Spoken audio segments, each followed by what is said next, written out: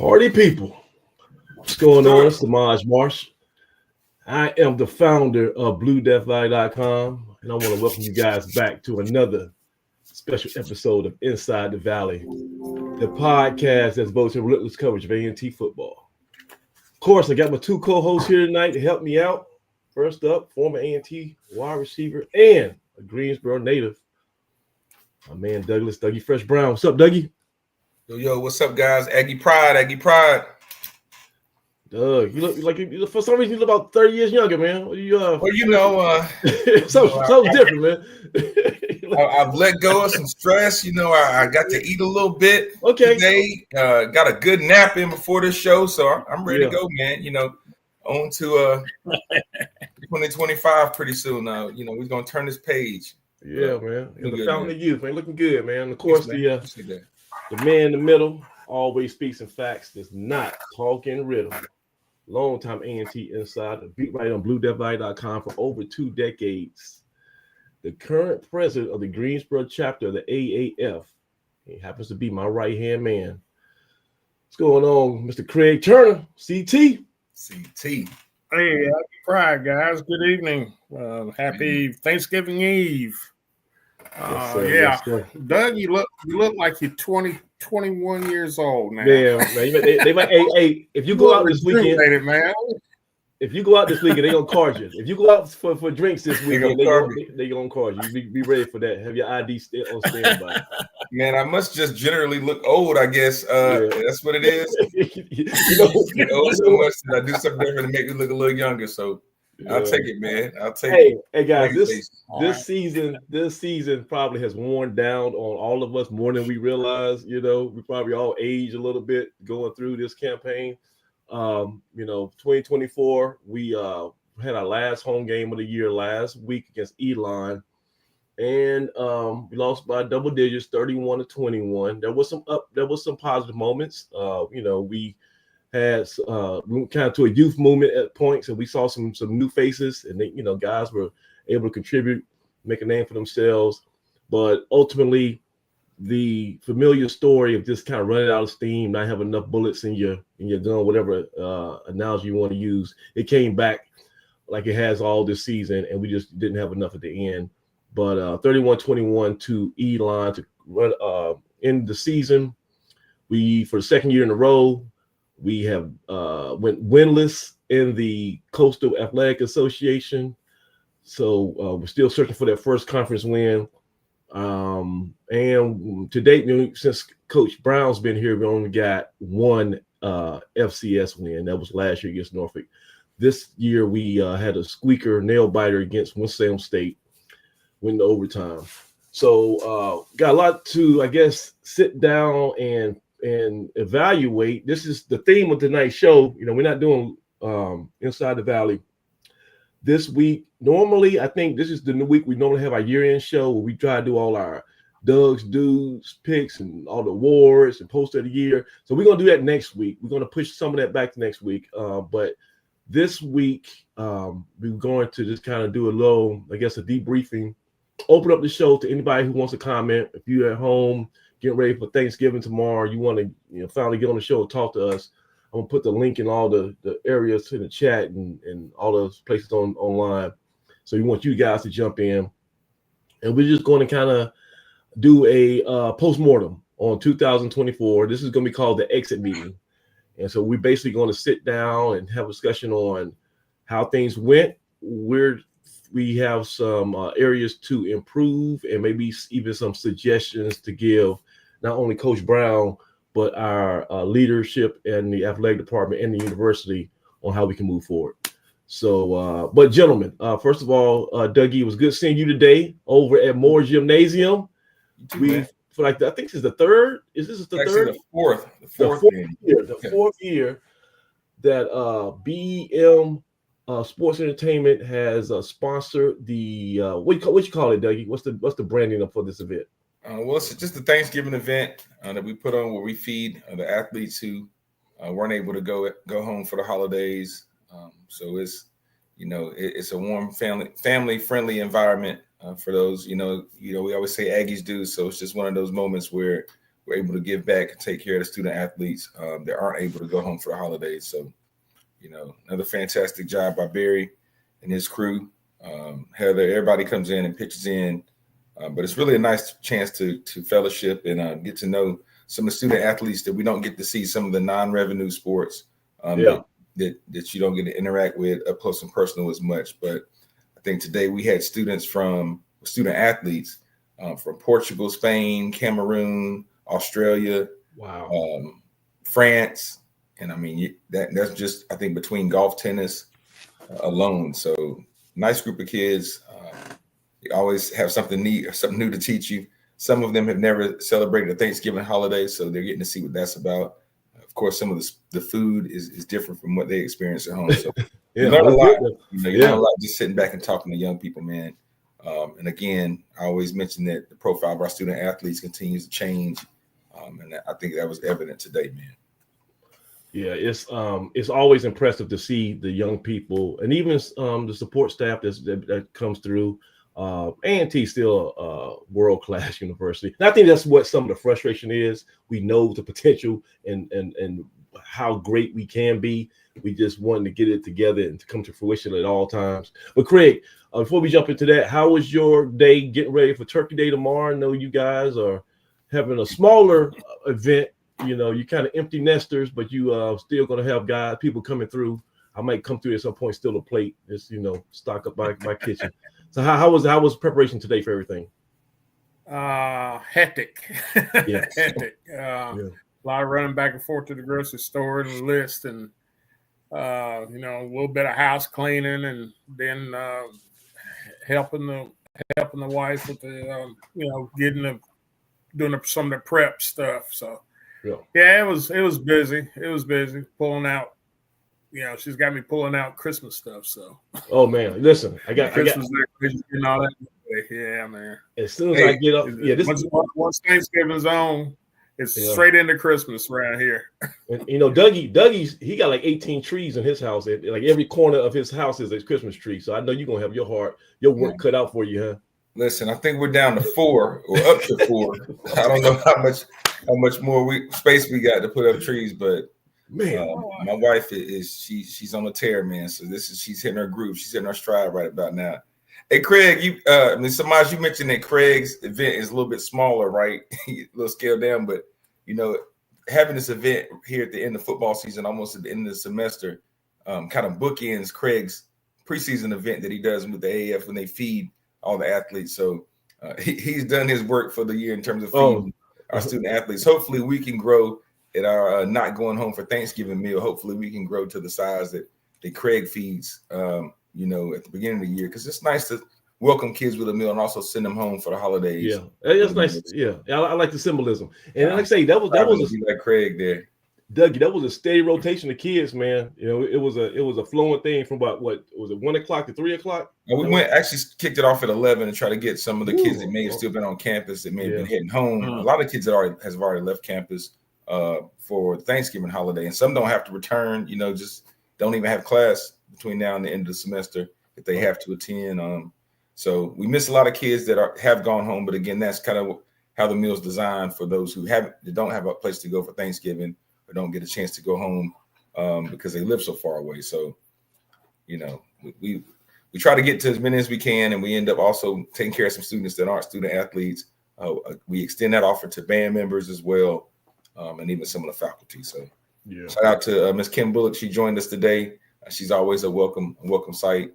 Love seeing Kim. Hey, you know what? Anytime I get worried about things going on, I always say, well, at least we got Kim in power. So she got our back. She's always good people. Absolutely. And also give me some other names before we jump into it. Give me some other people we saw. We saw Reverend Clark came by. Deion Clark stopped by for a minute, blessed the food, and fellowshipped a little bit. Yeah. Deontay, your brother Deontay. Yes, sir. My my Sands. Deontay Sharp was in the building. Again, he does a great job. And if anybody earned a meal, I don't even think he ate. He brought some young men by from Cummins High School. I think they were out there helping them today, put in some work. So, By the way, he doesn't sit down long enough to sit down and eat with us. But hey, look, make sure the kids ate. we got to acknowledge all the haters because everybody, it was people, I heard people in the peanut gallery talking about, well, the grass looks good, at homecoming because it was warm, but as soon as it gets cold, we about to see the real deal. Nah. Last game, it was it was 40 degrees the previous night, and he turned around and that grass was still pristine, emerald green, looking great, healthy. He knows what he's doing. He got the secret sauce, and ain't just because we had some global warming or whatever this year. He made the turnaround. Yep. And I mean, that goes for the softball field too, and the rest of campus. It looks beautiful. Everything he seems to, him and his team put their hands on. Yeah. They do a great job. So keep it up. Yep. So we saw the who's who of people, and we'll talk about that a little later. Let's go ahead and jump into this deep dive about the football season because we got at 94 we're gonna bring in here. But guys, let's just let's give our honest assessment. We during the middle part of the season we gave a mid-season report card. We might not have to do that to each position, but we can just kind of talk about it and address it. And then just kind of see where we are at this point, because I know we got some announcements about transfer portal people, and then we have some idea about what's going to happen with this coaching staff. Are they going to remain intact? And even the future of our head coach Vincent Brown. What's the latest on that? So let me bring in 94. First of all, brother, what's going on? Thank you so much for joining us again. It's been a couple of weeks, but we always love seeing you. That's good. Definitely good to be seen and not viewed. I missed you guys. I did get a chance to see Doug a couple of weeks ago at our leadership, conference. But it's good to see you guys, and sad to say, but kind of a relief that the season is over. To be honest with you. Yeah. Hey, you got the TV in the background. Can you mute that? Somebody hear that? That's only How's that? Perfect. Hey, so you said a mouthful, man. It was almost a relief. Craig, it felt like a lot of people in Aggie Nation were not super upset the season ended because we only had 3,000 people at that last home game. And I've been to, all four of us have sat through some lean years. Fobbs era, ERROR, the Fobbs era, and all the, this good and bad, but I've never seen a stadium. And Dougie, it wasn't just 3,000 people. It was a quiet stadium. I was sitting on the visitor side when I left your tailgate tent. I didn't feel like even walking over to the home side, and I was sitting right, on the visitor side, about halfway up, and I could hear everything they were saying on the sideline for the E-line. I mean, you could hear a pin drop. There was no intensity. Nobody. It was like side chatter. Craig, tell me, were you surprised by the turnout and the environment on Saturday? No. You were not. I wasn't. I wasn't surprised. I was suspecting that. That's why I got to the game late because I knew it wasn't going to be an issue about crowds or anything like that. But no, it doesn't surprise me. I mean, realistically, you go in the game, you're 1-10. You haven't played well all season. Been inconsistent. Played well in spots in games, but never put anything together. So fans are like anything else. Football attendance is like anything else. It's a commodity. If you're hot, you're going to have an attendance. You're going to have people coming out the woodwork. And when you're not, you're not. And so no, it didn't surprise me in the least. The only redeeming quality of having 3,500 people there was that the fact that season ticket sales were so high, it made up for a lot of the deficits. So as far as walk-up traffic is concerned, so but I saw something online that we were still one of the top FCS football attendance. We're 11th in the nation. Yeah. So we led North Carolina, all the FCS schools in attendance, even though we only had 3,000 for senior day. But let me ask you this, 94. Do you worry that that is a harbinger of the level of apathy that might be engulfing Aggie Nation? So let me just use myself as an example. Okay. I was in Greensboro this past weekend. On Saturday. I was in town. On Saturday. I was in town. I was in town. My wife and I went shopping at Friendly Center to go ahead and get an early start on our Christmas shopping. Okay. So you chose shopping with the wife over coming to Truist Stadium, and you already have season tickets and want to get to pay extra money. You just didn't want to. Wow. Yeah, I mean, you're right, and I mean, and it's sad to say that, but alluding to what Craig was saying earlier, I mean, we already knew how the script was going to play out. Yeah, that's the thing. I mean, yeah. Go ahead. No, I mean, I sound like a broken record. I mean, but you know, when we just talk about where we are, I mean, and it's just really, as I said, because I'm a diehard Aggie. I mean, through and through. I mean, you guys know this. Yeah, no doubt. But we're definitely at a crossroads, to say the least. Now, Dougie, this time of year, I'm sure you like me. A couple years back, you be looking on to hotels.com and find out where you're gonna stay in downtown Atlanta, right? You are already getting your itinerary ready for the A&T Invitational, and of course, you know that was the Celebration Bowl that we were a regular fixture at, and now for I guess the fourth year in a row, our season has kind of ended in a solemn type of fashion. Are you worried, Dougie, that this trajectory that we're on right now is going to have an effect on our fan support and optimism that's going to be tough to overcome? To quote Craig Turner, yes, sir. No. Not worried. There is a certain excitement that builds before the season of every football season that is undeniable amongst Aggie fans. That glimmer of hope, right? That success, that need for success. We show up and we support, and we're pretty optimistic. At least I am about the beginning of each football season, because there's always that unknown, and in this landscape, there's a lot of unknowns. Year in and year out. We've said it the last two seasons for sure. Man, we don't know what to expect. We don't know who's going to roll out and be the starter. We don't know what we're going to call offensively. We don't know what we're going to do on defense. And so I think that keeps us Aggie fans coming back to the table, again, with a wonderful home schedule. That always helps. This year we had an outstanding home schedule, 5 home games, 5 exciting home opponents to play. Yeah. And I think that contributes. Now, you know, in terms of attendance, I think there's a few things that factor in. Number one, the time of year and the cold, right? That Hawk was out Friday night. You could ask all the people that was prepping for tailgate. It wasn't the most fun prep of the season, right? I think it's the only cold game that we had, or only cold night before a game. And, you know, it was one of those, man. I'm glad it's the last one, you know, we got to get ready for. I wish we'd have had one more nice, bright and sunny day. And it turned out to be a decent day, but the wind was blowing. It was kind of cool out there. So, you know, I think it was a little thin on that note, but tailgates were still, you know, pretty vibrant. You know, I think it's kind of a bittersweet end to a season because everybody's ready for it to be over, but everybody always misses, you know, that fellowship and the opportunity to come out and see their Aggies. So I do think that factored into it. And let's be honest, the Elon fans didn't show up either, right? You know, that's usually a short trip for those friends, family.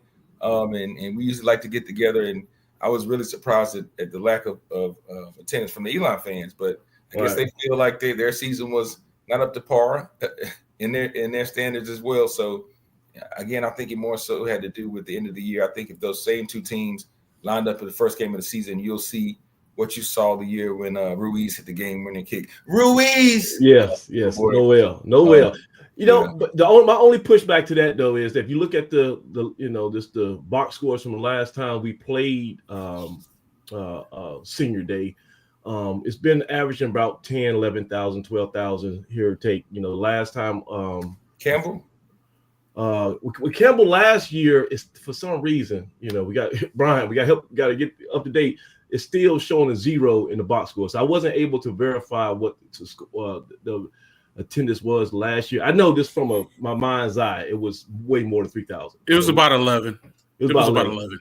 Right. And then previously, in Coach Brown and Coach Washington's last year, I think it was 10, and before that was 11 and 12. So we usually get around, at least a good solid 11 on average. And to drop off to 3, it looked like a spring game. And 3 might have been kind of, you might have been counting a couple of seats twice just to get 3,000. But I'm just worried, and this is my whole thing.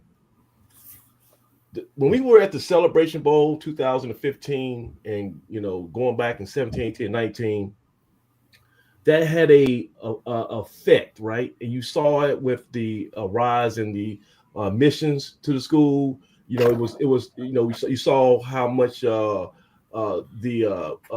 just the whole town, the whole community got super excited about the A&T brand, right? You drive down the highway, you see those signs on the highway, home of the HBCU National Champions. So I think that had a impact that we're still feeling the residuals of, right? And so I'm not sure if these 2 years of losing, and you go back to Coach Brown's last season, where we were 7-4, but we still kind of underachieving in some aspects. I just wonder if after a while the adverse is going to happen, where we're going to get a negative effect on our brand. If this, that we're going to feel maybe in a couple of years. I think we're at the precipice that we don't want to keep going in this direction. I think we need to do a stop as soon as possible and get back to those winning days. We'll say U94.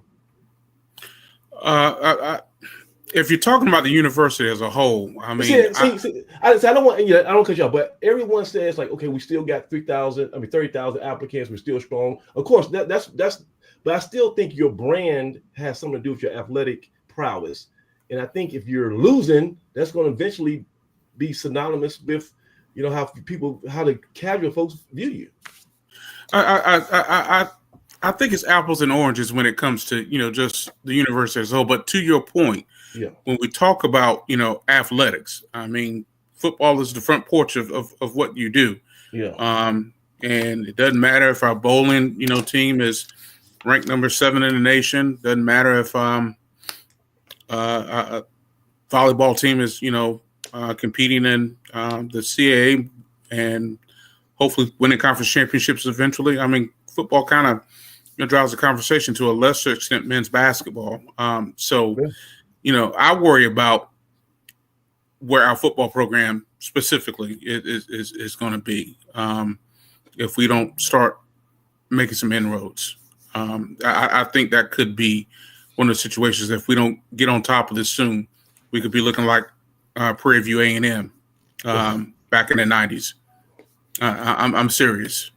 But someone say, Doug, I did want to mention that, we talked about our football program, being the front porch of the university. We talked about, publicity, exposure. Yeah.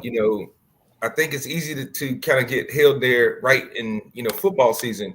But let's remember, guys, we're going to be all over everybody's news line pretty soon anyway. Basketball season, we've got some big time games scheduled. Yeah, football season. And we're looking decent. We're getting ready to kick off band season, as I say. We're in position to be back heading to Atlanta. And when we go down to the Celebration Bowl that weekend, there's a good chance that the Blue and Gold Marching Machine will be right there at the ESPN Battle of the Bands, right? Competing for a national championship again. So we'll be right there in the mix being talked about. If A&T anything is in Atlanta, the Aggies are going to show up and they're going to be seen and be visible. And we'll be rocking our Celebration Bowl gear and flashing our rings and still have our chest poked out with that Aggie pride. And so that's similar to last year. We were all over everything. The band, was it last year? The band was in the Macy's parade. The Rose Bowl. Rose Bowl. They're heading back out to LA this year to be in the Battle of the Bands. They were just on the Prime Special, the NFL Thursday night game. So we're going to continue to be on the front of everybody's billboard, everybody's front page, whether we're winning in football or not. And so our brand is strong enough that it's recognizable, right? When you see that lock, the A&T lock, that it's us, right? And whether it's good publicity or bad publicity, whether people are talking about us, they're still talking about us. There's not a week that goes by that you don't see us out there on the Twitter sphere being talked about in some shape, form, or fashion. We definitely moved the needle. But I'm saying this though, Craig, you tell me if I'm crazy. I think we moved the needle. I mean, we still got this largest enrollment. We still got great academic leadership. We're right at the cusp of being named to the R1 research status. I think it's just almost a matter of this time now. But you know, if we keep on struggling so mightily and just get mollywopped every time we play either another HBCU, I don't think that's just gonna, that's the thing too. You're still competing against your HBCU brethren. I just don't know if that is going to have a minimal impact. I think at some point people are going to, just like they looked at A&T as the kings of black college football, the adverse effect has to happen if we keep on going on this path. What do you say about that, Craig? Can you hear him, Craig? My thing is that I think what it's going to do, what it will do, if we have another season that's way it is now, which is really unacceptable.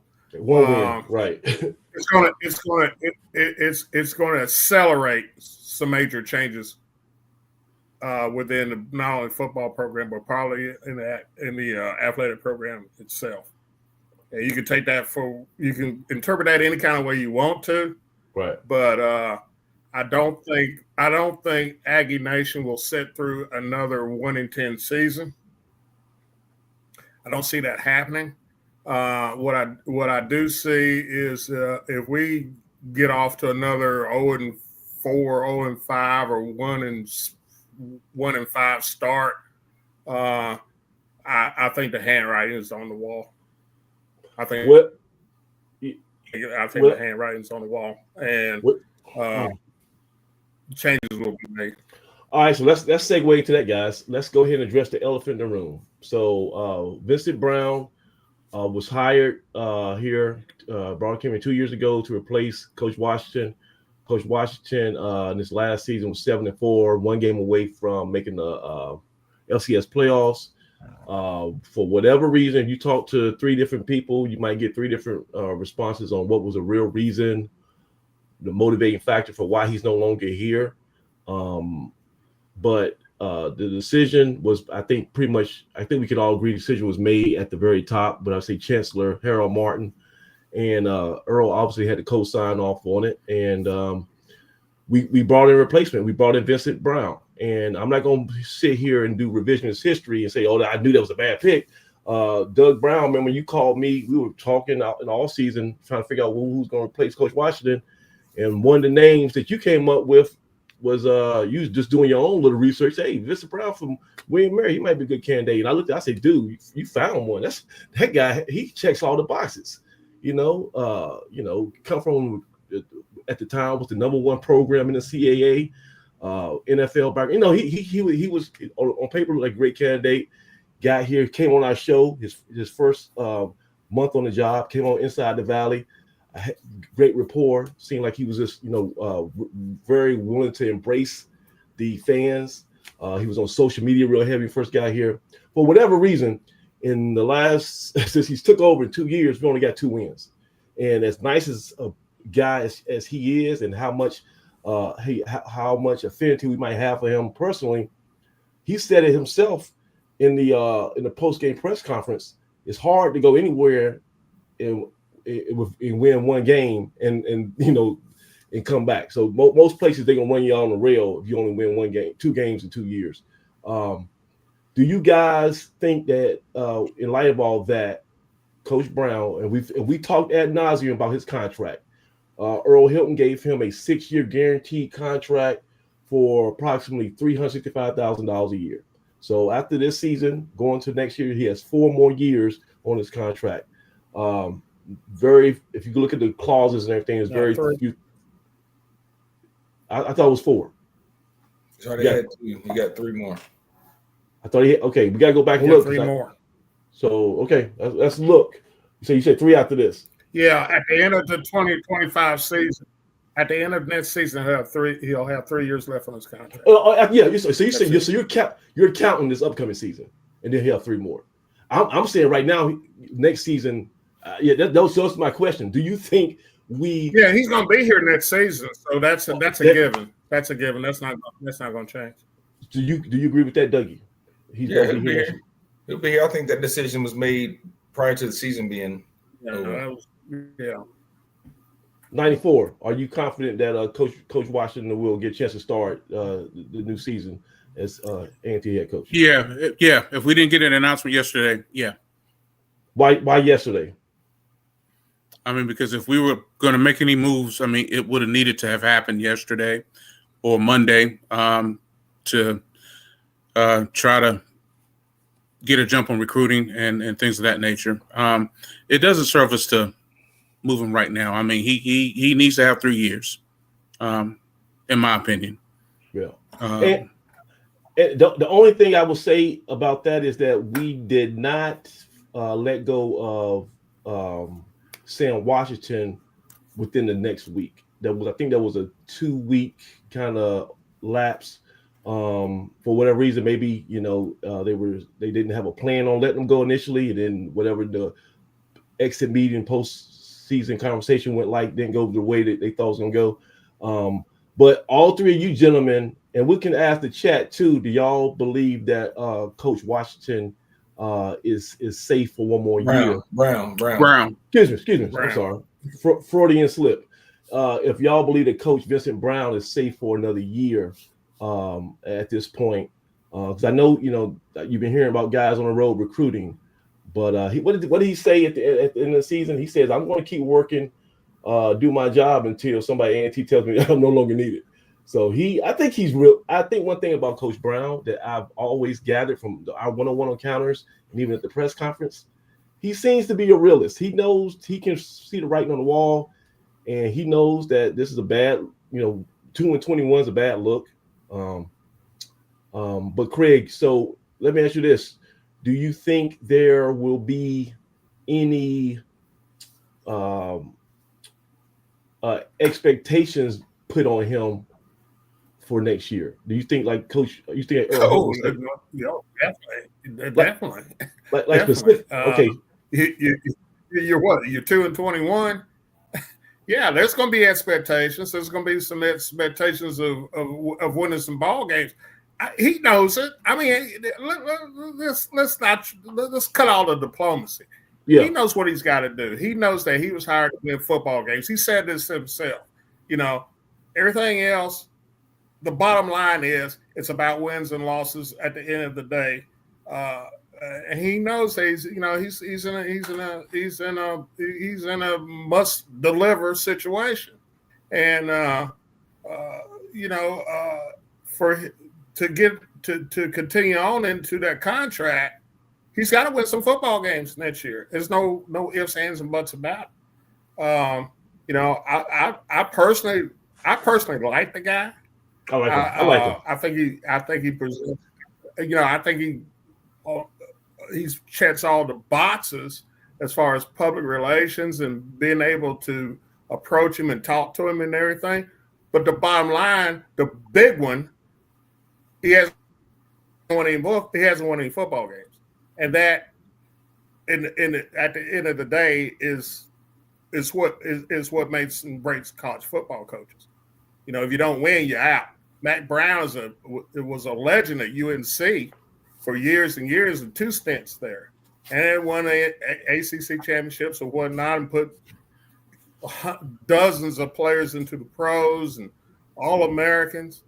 But Carolina didn't. Carolina said, "You got 3 years left in your contract, but we're going to make the decision now."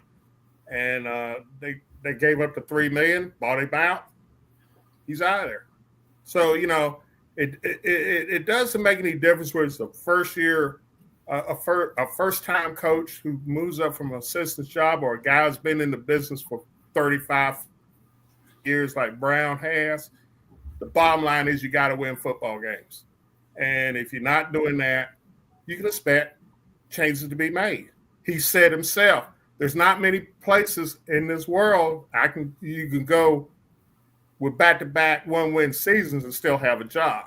So he knows. His staff knows they have got to produce.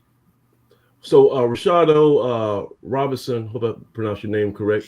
He says, shout out, Fi, shout out, yo. Yeah, yo. He said he is safe for the upcoming year, possibly 2 more. So he can see 2 more. That when he says safe, I guess he's kind of got almost an insurance, and then it makes football and business sense for us. I'm kind of curious why would he say business sense? It's just the amount of money on his contract that's due, and it would be kind of productive to eat that and then have to pay another coach at the same time. I know I've heard. I didn't get a chance to verify this. I heard we were still paying Coach Washington as recent as this past year. The previous year, so we didn't pay him anything, Craig. So you believe we've been done with Coach White. So there was no. We've been done with that payout. Okay, so there was there was overlap. It wasn't any problem. No. Okay, and so that's good. We paid him all. That's good. Okay, and so that's still 4 years at 365 is still a big chunk, but hopefully there won't be an issue. I keep telling people this. I'm like 94. I'm just a diehard Aggie. I got strong opinions on what should be done and how things could be better because I see A&T as that shiny house on the hill, right? And I know, me and Doug, sometimes I just call him at work and I'd be like, man, what if we did this? Now we both kind of fantasize on the greatness of what A&T could become. It's almost, that's kind of like our escape. We just think about how great this university and the athletic park and all this stuff because we see the potential, and it seems like right now we're not realizing that potential, and sometimes frustratingly it seems that we are kind of slow to have a sense of urgency to reach that potential. And that's where I get kind of frustrated with the university sometimes. But I want this university to be successful. And if it happens the way I see it or opposite, I don't care. At the end of the day, if we go out there and have a good season winning record, competing for a title, Coach Brown can do whatever he wants. I don't care. I'm not telling him he needs to let anybody go, fire this, do transfer portal. But as far as his staff, do you guys? All three of you guys, do you anticipate any staff changes this offseason? 94, what do you think? Yes. You do? Yes, I do. And like I say, last year at this time, I think he had made the decision to replace Chris Young.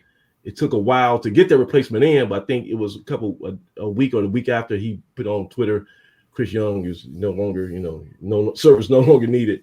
So we might be want to look it out on social media if there's any movement on there. Doug, do you feel like there might be a shakeup with the coaching staff? Yes, just because that's typically happens every year. There's always some change. We saw earlier this year, we had unexpected change right in the season. Good point. So coaches move on. The conference is coming up soon, the coaches conference.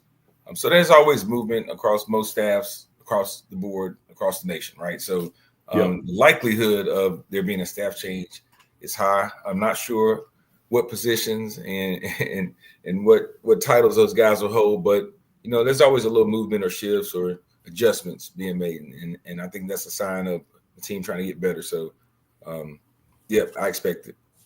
Yeah, and Craig, people talk about let's fire this guy, but when you're trying to actually win, continuity still is kind of important. And if I'm so KJ White, right? This is next year will be his 3rd season. If he comes back, hopefully, knock on wood, I think he's a good, talented quarterback. Let's say, Justin Fomby, he was honored senior day. He was a graduate. He transferred here from High Point Christian. Completed his season here, had ups and downs. I saw a lot of good things. He's not coming back. Braxton Thomas, the true freshman, he's was talking about quarterbacks. He didn't play. He wanted to maintain his red shirt. He still has 4 more years. We still have Right. Noah Sanders, the transfer from Delaware. I think he still has 2 years because he redshirted, I guess, this year. And so I'm not sure what we plan on doing in the portal, but we still have KJ White. I believe by the time he got that injury, he can do a medical red shirt, still maintain almost 3 more years. Mm-hmm. So we got some some possibilities. He's eligible for him. Yeah. And Coach did mention that he wants to go back out in the portal and bring in another experienced guy like he did with Bombi. Right. So But my point was that we do we want to have another system to learn for like a guy like KJ White? Because KJ White had Barnett, then he had Young, then he had Marsh. No, he's so he had Young, then he had Marsh, and now if the offense was statistically one of the worst in the conference. I don't see them changing for Marsh after this season. I don't see it. What about you, Craig? No way. Okay. And that's what I say. He's got to have some continuity. Go ahead. I'm sorry. He's need to have continuity, but he also needs players. Okay. I mean, let's be honest with. Yeah, we got to upload. We got to upload the talent. I look at the whole facet of it. I know the fan base likes to, everybody wants to get on the coaches this and the coaches aren't doing this, coaches aren't doing that. But I don't care how good of a coach you are. You can be the son of Vince Lombardi and Saban and be the greatest, Newt Rodney, bring him back from the dead, and you could be the greatest football coach in the world. But when everybody else has got Paul Bunyan, and you got you're out here running around with Smurfs. Yes, Smurfs. I mean, let's be honest about it. If anybody with half an eyesight could see the size of the people that we were playing against versus what we were putting up against that size, we got to get bigger. We got to get stronger. We got to be faster. Right. And it comes down to players. It's like Doug always says, you always talk about the X's and O's, but really what it comes down to is the Jimmys and Joes. And, I love the kids that we had this year. I thought they fought in every game. They didn't cave in. They didn't give up on the season. Even when they were down in games, they kept plugging away. But at some point in time, it's diminishing returns. And you just gotta, you just gonna have to make the coaching staff. I think Coach Brown has already kind of much said this in his final press conference. Got to go out and get players. You got to go out and get players. That's it. You cannot execute any system, either offensively or defensively, unless you have the people to do it with. And like I said, as hard an effort as our kids gave, they were physically not up to the challenge to do what we needed to have them do. So Dougie, does that mean that we might have missed on some of our initial evaluations? Because these players just didn't show up, by themselves and get on the football field saying, here's my helmet, I'm playing. Somebody had to recruit them. Somebody had to sign them. Even if you were a walk-on, somebody had to give you a preferred walk-on and give you, you can't just, trust me, you can't just walk on a college football team and play yourself. So we're putting guys out there. If they're not big enough, they're not strong enough, some adult made a decision that they thought they could get by. So do we miss on some things, Dougie? No, that's a twofold answer. No is the answer. Again, we got to take into account all the injuries we had this year, man. And if we were talking about it a few days ago, I was naming guys, and you forgot they were on the team, right? Like we had a host of injuries from the start, and losing KJ had definitely affected what we're able to do and what our plan was. But I think we adjusted best we could. Finally stepped in and was pretty much who we would hope he would be when he got here. But you take into the account of the injuries, and then you look when you talk about guys we recruited. Well, just look at the last couple of games, man. The guys that were scoring touchdowns for us, those are true freshmen that coach had brought in. Cortez Lane scored twice in the last 2 games, one on a kickoff return, right? He was one of those guys that we thought could contribute early, but those guys decided to make sure his red shirt was preserved. Daniel Coles had 2 receiving touchdowns and a rushing touchdown, I believe. Last 2 weeks. The last couple of weeks. And, he started to show more of that potential that we know he had as a 4-star coming out of high school, right? So a lot of those guys, the big guys up front on defense that we were expecting to jump in and help this year, all those guys got redshirted. They didn't play a lot. At least the freshmen didn't. And then you take a look at some of the guys that were forced into action were guys that were forced into action last year when we didn't have great success. So like Craig said, man, those Jimmies and Joes matter. And when you lose some of the guys you were counting on, whether it was due to injury early in the season at every level versus also with some of the youth that we had to put out there, we've talked about how senior laden and grad transfer laden some of the other teams in the CAA were. Until we get to that level, and I saw it mentioned in the comments, man, we had 4 playoff teams out of this league. The level of competition is up, guys. Like I keep telling people, we see guys run and dominate the MAC in the first year. That ain't happening in the CAA. not without some funds and an ability to pull a Stony Brook and buy a team, right? So I think the rules are going to reset. We talked about it last week. We talked about it the week that Earl had the press conference and really broke down for the entire HBCU landscape what things are going to look like when the ruling comes down with NIL and everything else. And I still think we're in decent position to be able to allocate some funds for our players. We talked about our athletic department operating in the black.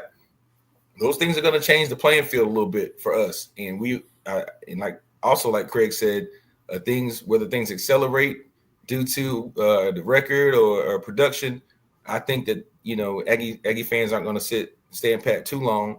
Athletic department's not going to sit on their hands too long, and I think we're going to be in a good position to continue to move forward. And you hear me say it every year: kids are always going to want to come and play at A&T, right?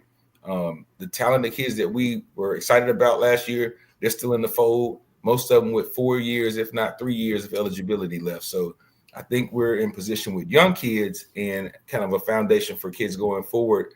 And we have not seen a lot of Coach Brown's kids defect, right? The kids that are joining the portal or leaving. Let me push back. So we had Mr. K. Monador, the sophomore, true sophomore middle linebacker. He just after his second season, he was a Coach Brown guy.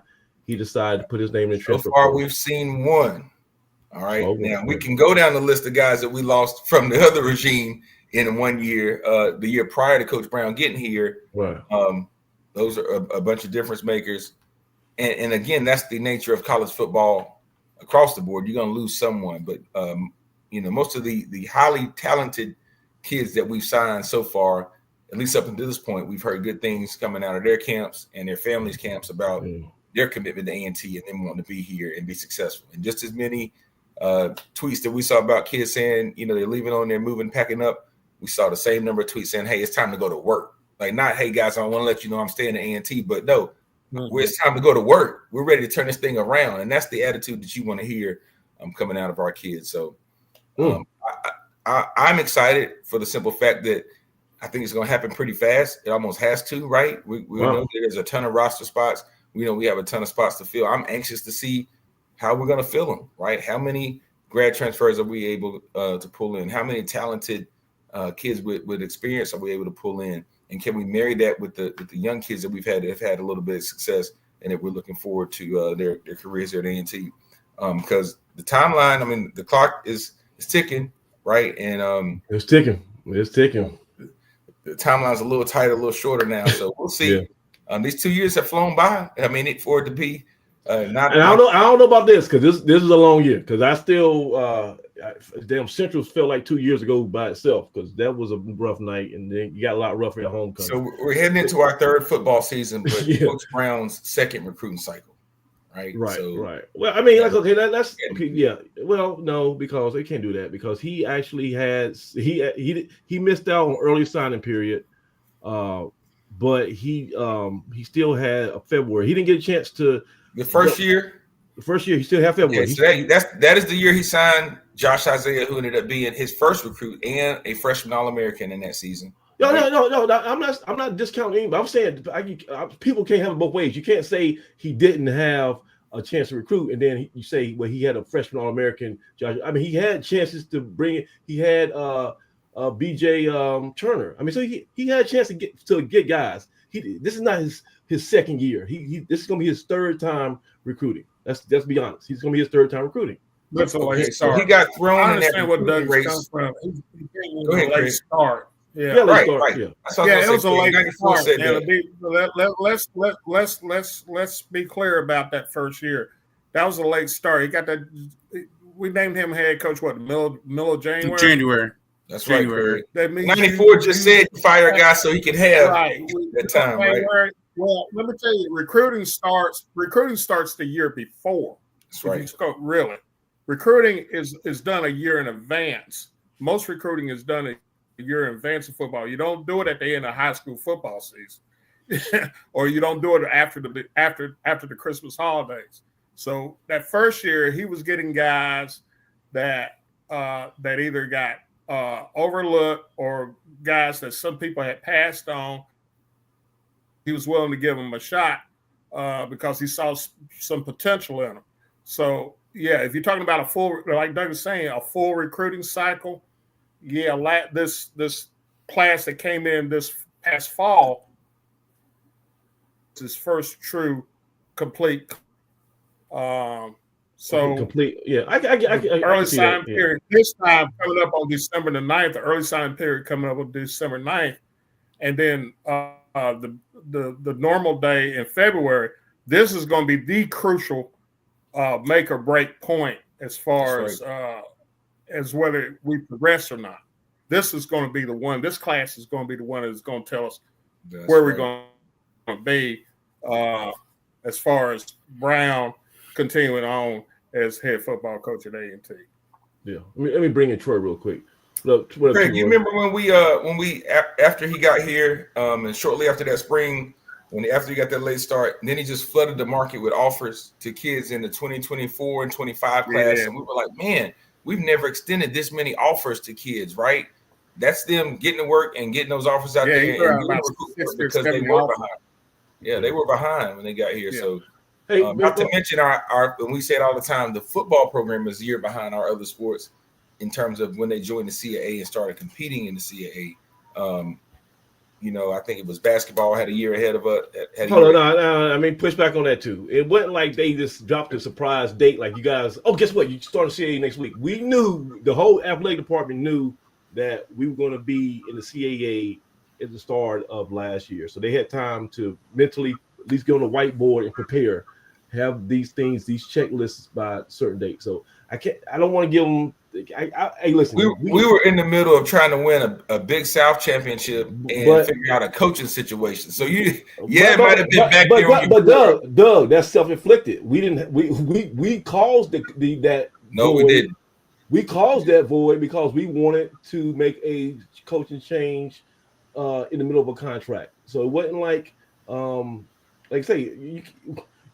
Look here. I think that's unfair to say that we caused that. That was not just a situation where we just decided to make. Okay, so Doug, we can't be perfect here. We won 2 games in 2 years. Something went wrong. Okay, I mean I understand all the reasons to justify some challenges. At the end of the day, somebody has not done their job good enough. You can say it's the players. You can say it's the athletic department, director, you can say the head coach, you can say his assistants. So there's got to be some blame. I'm sorry. It wasn't like we compete for a CAA title. We missed it by 1 game. We beat we had to go to overtime against a Division II team just to have 1 win. We have an issue there. As much, I don't want nobody to get gaslit here. Because Doug, I'm about to think we started going to go 10-1 next year based on listening to you. I'm there. I'll let you know in February once we have 2 recruiting classes, because that's what it's going to come down to. If we look up and we are able to haul in some grown men, which that's what we need. Okay. Then it changes the game, and we've seen other teams do it in an instant. So it's going to be about our ability to attract kids to come play right now. But the reality is, I think. Yeah, go ahead, 94. No, I was just gonna say. I mean, so my my fellow Noob has really thrown down a marker, and with that, if we get the players in, we're gonna be able to see whether or not we have the staff to bring it through. And the jury's out. The jury's out. I guess Doug, and first of all, Troy, before I let you go, I told you this at homecoming. You are not wearing a damn A&T hat. That is a James Madison dog. That is not an Aggie dog. That is not our branding. Please. Why I don't know. That is a purple and gold James Madison Dukes hat. Okay, take it off. But you want this one, Troy? I give him this one. Let him look a lot better than this one. He certainly will. He certainly will. My fireplace runs on gas. I don't need anything else. Oh damn! Hey, well, listen, guys. Listen. I love being bullish about the future because why it's way better than saying doom and gloom, right? I want to be positive.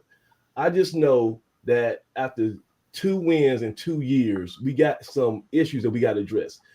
Dougie thinks, I guess your hypothesis, Dougie, is that if we have a major influx of ready to play right now talent, that in theory we could assemble through the transfer portal.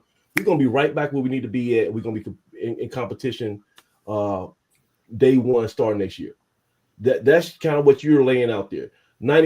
Troy, you are definitely the most positive person on this panel.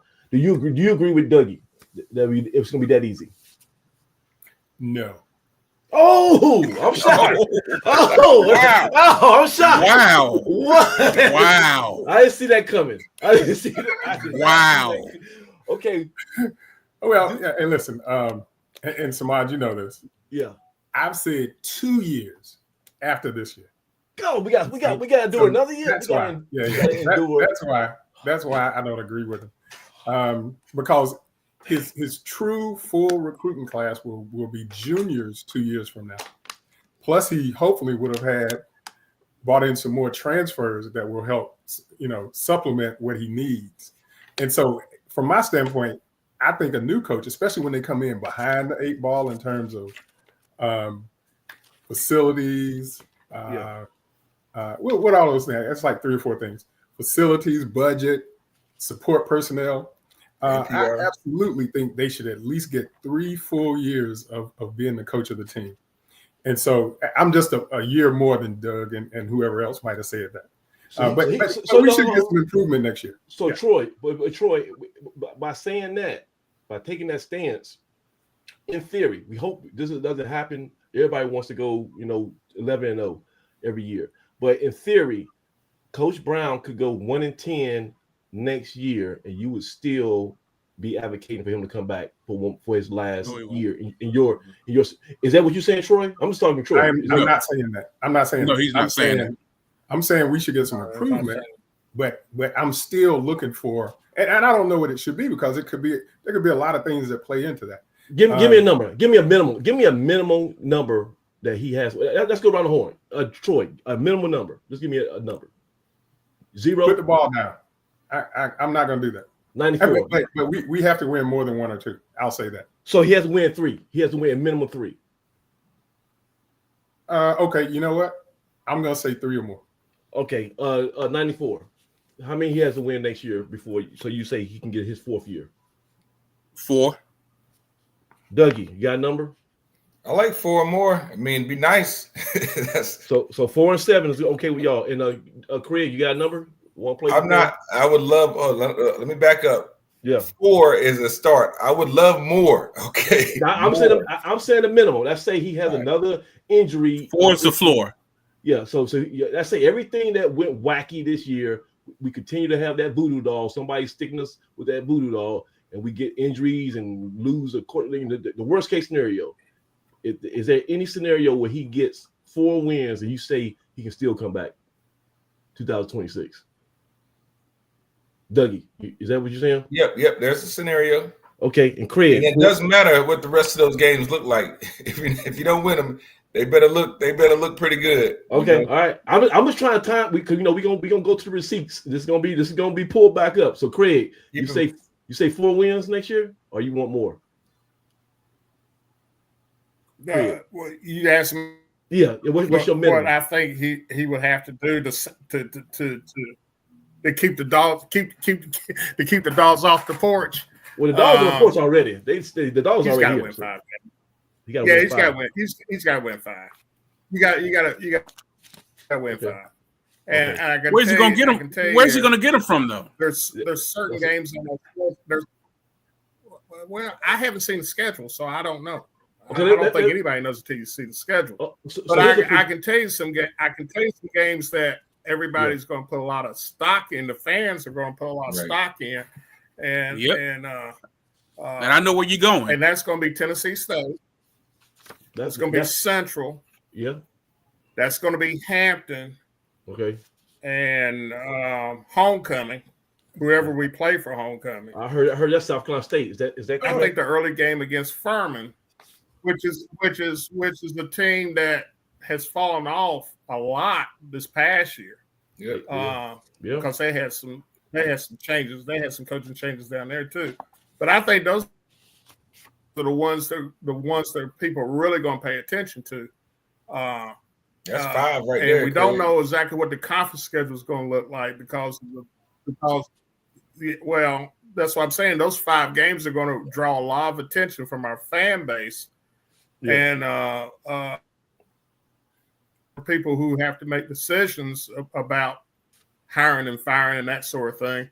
But, those are games that he almost has to perform well. May not win them all, but you have to be in the ballpark. You can't take any more 50 and 60 point, giving up 50 and 60 points to Central. You can't give up, 40 or 45. 50 to Tennessee State. You can't give, you can't give up. You can't get beat. You can't get beat by 60 at Homecoming. That's not going to fly. That's not going to fly in no kind of way. I think Doug's right. I think there is a scenario where you could win maybe just 4 games, but if you can win those 4 games and be competitive in the rest, I think you buy yourself some more time. But if you go back out there and you have a complete collapse where you're giving up, 35, 40 points a night every weekend, and you're still scoring at 10 or 15 points a game, no way you survive that. There's no way. And Craig, I think you are spot on. Yeah, I think you're spot on, and I think that more than anything else, I think that's what the frustration of Aggie Nation is. Yeah. Most of us who are reasonable know that we are playing, much higher level competition. We have not shown well against other HBCUs in these last that is really the driving force behind people wanting to make a coaching change. It's the embarrassment because those schools with the exception we have in Winston-Salem, the rest of those teams, the rest of those HBCUs that we played against, that in years past we would have had no problem with, we're now getting run off the field. And I think that's what's got the fan base really more upset than anything else. I don't think it's so much about the CAA. No, it's not. Less about the CAA and winning games in the CAA, but when you're dealing with playing HBCUs playing each other, that is a pride thing, and that is huge at A&T. Yeah. The fan base don't take kindly getting beat by Central by 42 points. Yeah. Hey, and in that game, that ain't gonna cut. You lose by 50 to cut it. That ain't gonna cut it. That's not gonna cut it. That's not gonna cut it with the A&T fan base. Yeah, go ahead, Doug. No, I was just gonna say, and don't lose that thought. For Central blew us out late. Got the best of us in the second half. Really controlled the game from the start after that kickoff return. But the South Carolina State game, that's not how it looked in the third quarter, guys. That was one of our better games, and we were winning. We were winning in the third quarter. We were winning by a touchdown in the third quarter. Yeah. you look at your 2 games against Hampton. Hampton got the best of us this year. The year before, we were driving to win the game, right? Yeah.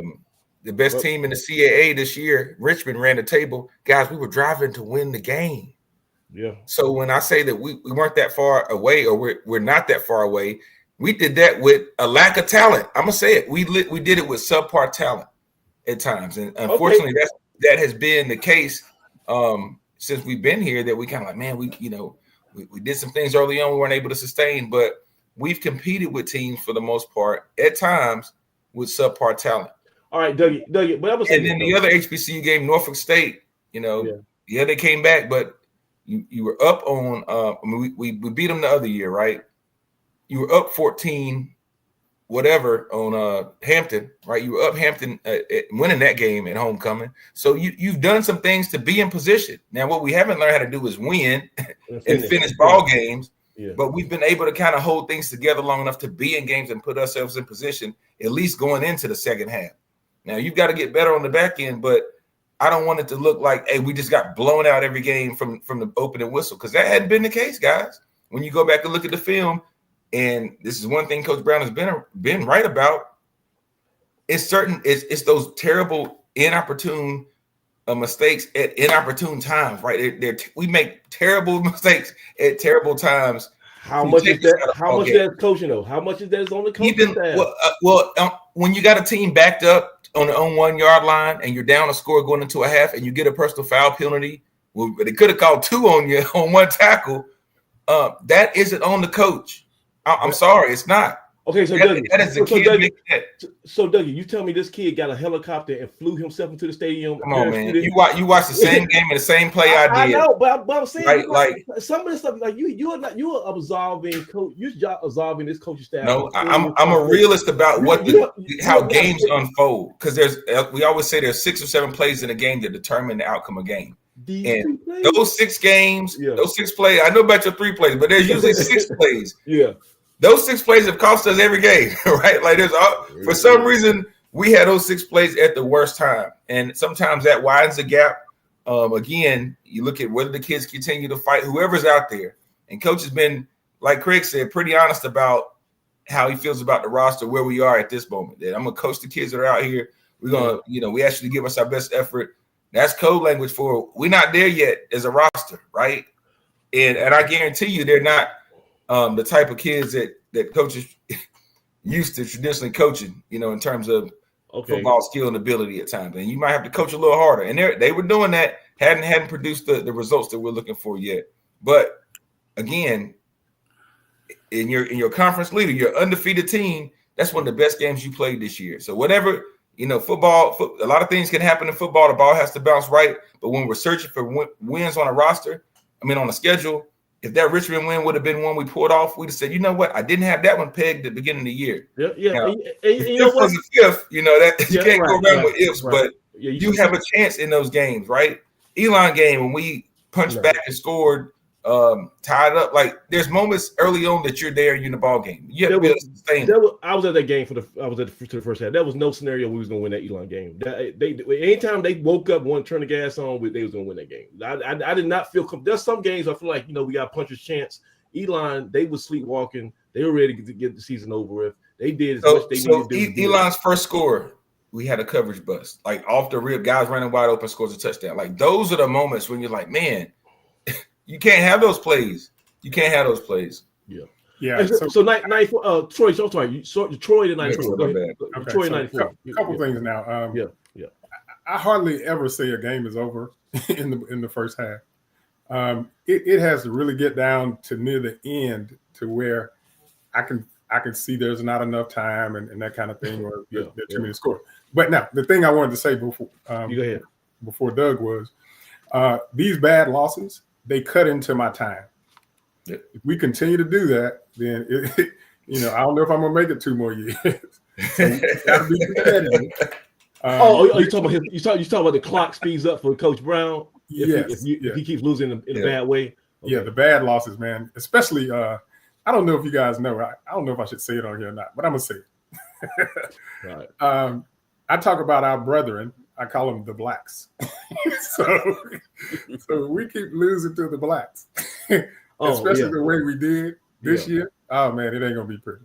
So, and Troy, people watching the show, Troy is very active on social media. Like he's, and people think that, like, one thing about Troy, how he is right now on this podcast, this is not his persona. Consistent.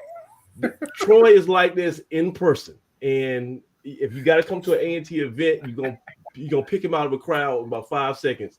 He's loud, obnoxious. He's energized. He's gonna be giving it to the opposing team.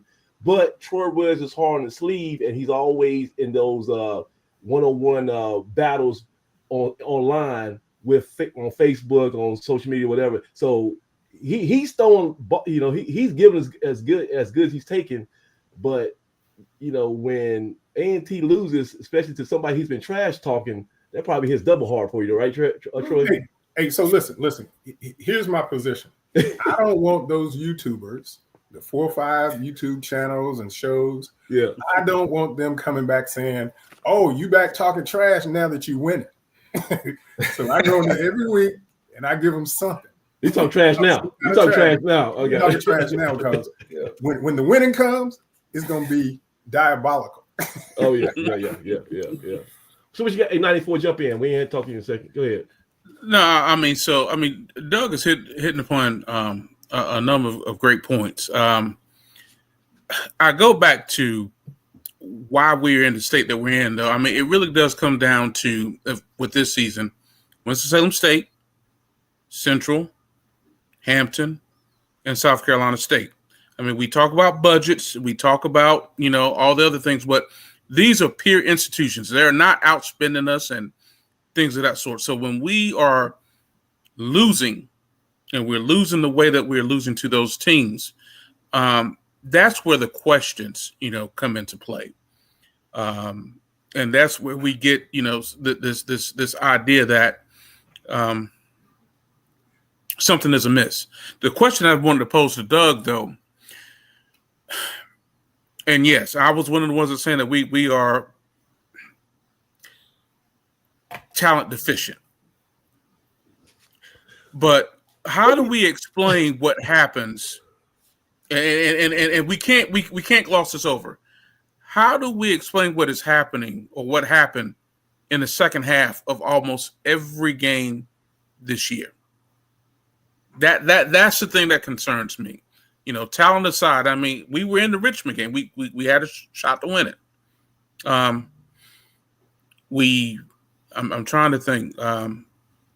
I think we're out of the Towson game by the time. Well, no, I mean, there were some moments in Towson that, early on we could have, Yeah. What is happening in the second half, though, where in which we just fall apart? It's called Groundhog's Day. We got a decent game plan that we roll out every week, and we implement the best of our abilities. And then as soon as the opponent makes a counter adjustment, we're done. And we're not able, either because we don't have the quality depth, right? And we're playing guys who might not know the intricacies of the offense or the defense that we're calling, and we got to dumb things down. We don't have a chance to make radical adjustments in real time. And I think that I know Dougie has right now is not Coach Brown's fault. At some point, if you go 2-21, it's your fault. Coach Brown there's got to be somebody that says the emperor has no clothes. I'm not saying he's butt naked, but I'm saying he does need to go to a new wardrobe maker and a seamster, because something is off, and he might need to be better as halftime talk, better at I don't know, maybe change that defense from that 3-4 to something else. But we cannot, because based on what Doug is saying, we just need to stand pat and just wait for these guys to mature. No, I didn't say that. I said we need to bring in a bunch of guys in the transfer portal. No. I'm saying as far as our coaching side, as far as our scheme, our staff. So when you're coaching, you're trying to take advantage of either the other team's personnel or a hole you see in their scheme. And we've talked about our personnel and what we were unable to do in certain positions, and how certain guys weren't able to fully do their job. that does make a difference, right? That's just what it is. I think the fact that we were in some ball games is a testament to part of a game plan we're able to put together. Now, I think when you go in and make adjustments at halftime, you say, you know what? Johnny over there is who we're going to attack because we know what they're doing based off the first half of the football game. You have some data on how the other teams lining up, what they're doing on third down, who they're blitzing with, and who is the guy we're going to target, right? So a lot of times teams came out in the second half and they targeted certain people, and we weren't able to make an adjustment. And I also think you got to go game by game because, and you've heard me say this before, you break the season down in the quarters, what our goals and how we played kids and who we played at the end of the season is different than who you played at the beginning of the season based off of where you are in your season. So whether you're trying to preserve a red shirt or whether you're trying to give Braxton Thomas a few reps, right? Or whether you're starting Justin Fahmy because it's senior day, like your goals for those particular games after homecoming, they kind of changed a little bit. Some of it's based off availability, who's able to play, who's healthy. Kenji Christian got hurt, guys. He might have been the best running back in the CAA. We forget that. It's guys that it seems like it was last season when they played. That's how long ago some of those guys have been out. We lost the Gravedigger. Like Doug, if we have KJ White, Christian, and Gravedigger for the whole season, how many wins does this team have? We win the Richmond game with one of those guys. We have 5 games. I don't know We'll about beat that. Campbell. We'll beat Campbell. We'll probably beat Campbell. We Campbell. might pull the upset I against think that. Richmond. South Carolina Maybe State. Elon. South Carolina State. No. Yes. So we were doing what we needed to do against South Carolina State. I think I know the score was what it was, but guys, now, Grant, look at the game. No, I did.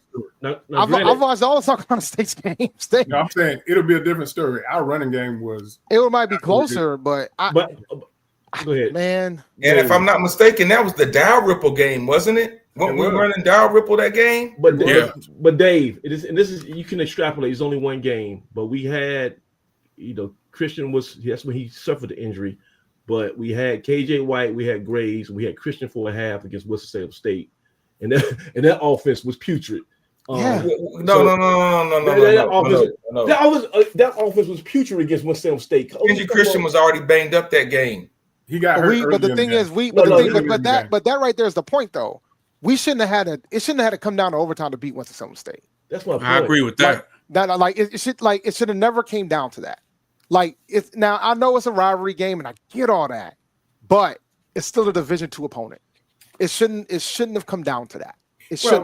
Now they're no slouch either though. So I mean, I think they were fourth in the CIAA, but that's the point, right? Like we shouldn't be out here they got on the brink against CIAA teams. Yeah, I agree. That's where I'm at. I think that's when I was concerned. That was my biggest concern. Injuries withstanding.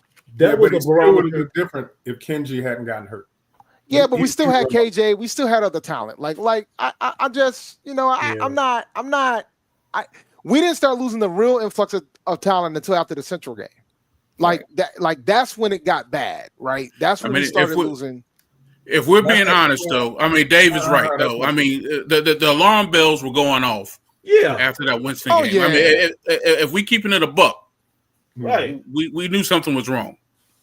Yeah. So because the thing is, you show up the first half against Wake Forest, and you look very good in the first half against Wake Forest. And you saw some level of promise. Yep. We saw, had some optimism. So I'm thinking, all right, we should blow Winston out the water. How did Wake Forest do this year, Dougie? Dave? How did Wake Forest? I don't know. I don't watch ACC football. They won 5 and 7. I think 5 and 7. All right, that's pretty. 5 and 6. That's more wins than Samaj had him pegged for at the beginning of the season. Wake Forest. Yep. I don't know, but my thing is this. So a few key injuries that we had against Central were both our running backs. We lost our quarterback early. The defensive tackle that was supposed to be, from what I was hearing from players and a couple coaches, man, he was going to be a big difference maker. Yeah. He was out, and we lost our joker. And then we had to move a linebacker over there who's really not supposed to be in that. Who's joking? Is that Cam Maddox you're talking about? Cam Maddox. Yeah, Cam Maddox. Mac David over there, and he's no Cam Maddox in terms of field space and speed and all that kind of stuff. Though I think he's a pretty good player. So man, those are some game changers there, man. Hey, so I'm not doubting that. But I'm talking about Central. Yeah, no, I get it. But like when you take I'll do a prime example, right? South Carolina State played Morgan State for the conference. Their starting quarterback got hurt. Their starting wide receiver got hurt, and they still beat the brakes off those guys. Like Morgan State. They're not doing that in the CAA. No, I know, but my point, I get it. But my point is, I understand there's injuries, but you got to have depth. We have to have depth for this type of stuff. Well, that's the point. That's probably the point. We don't have the depth. We don't have the roster. Yeah, we don't have the roster. Okay, we don't have the talent. And even depth in the MAC looks a lot different than depth in the CAA. No, other teams in the CAA, when they get lose a player. The margin for error when it comes to depth in the CAA is extremely thin. If you've got 22 and maybe 5 more coming off the bench, you ain't got nothing. Nowhere near enough. And it really destroyed us offensively. The injuries really destroyed whatever offense we were potentially looking at. It was destroyed until we get players, until we get the necessary players and the necessary numbers. Continue to have problems. I don't care who your coach is, because there is a gap. Hey Troy, there is a gap. We may not be wanting to talk about. We may not be wanting to talk about it publicly, but there is a gap. I agree. There is a big gap in the depth and the depth of this team, and even on the starting levels, there's gashes, there's deficiencies that we have got to take care of, and it comes down to recruiting. If we ain't getting them, you ain't gonna get it. The difference, when people start talking about, well, I'm waiting till basketball season. You're gonna have to do, Coach Brown is gonna have to do some of the same things that Coach Ross did with basketball. He's gonna have to go out and recruit. He's gonna have to go find him some studs. And you'll see a difference. You'll see a dramatic difference. I've seen a dramatic difference in our basketball program, our men's basketball program. Just this early in the season, 4 or 5 games in, you can tell there's a huge improvement there because he's got the athletes that he needs to do what he needs to do. Until Brown can address that problem, we're going to be right back here doing the same thing next year. But the question is going to be, can Brown address the problem? But that's why I said we don't have to wait long. We'll know when recruiting cycles come for sure. We'll find out the first week in December and the first Wednesday in February. We'll know by then. Okay, let's talk. We're gonna talk about recruiting. We're gonna talk about recruiting in a second. Let's go back before we pass on that. We talked about getting better players in. I'm worried that how we know that we're gonna not have the same influx of injuries again next year. Is there something, I asked this question to Troy first. Is there something that we need to look at as far as our injury prevention? Or is our strength and conditioning a process up to snuff compared to our CAA counterparts?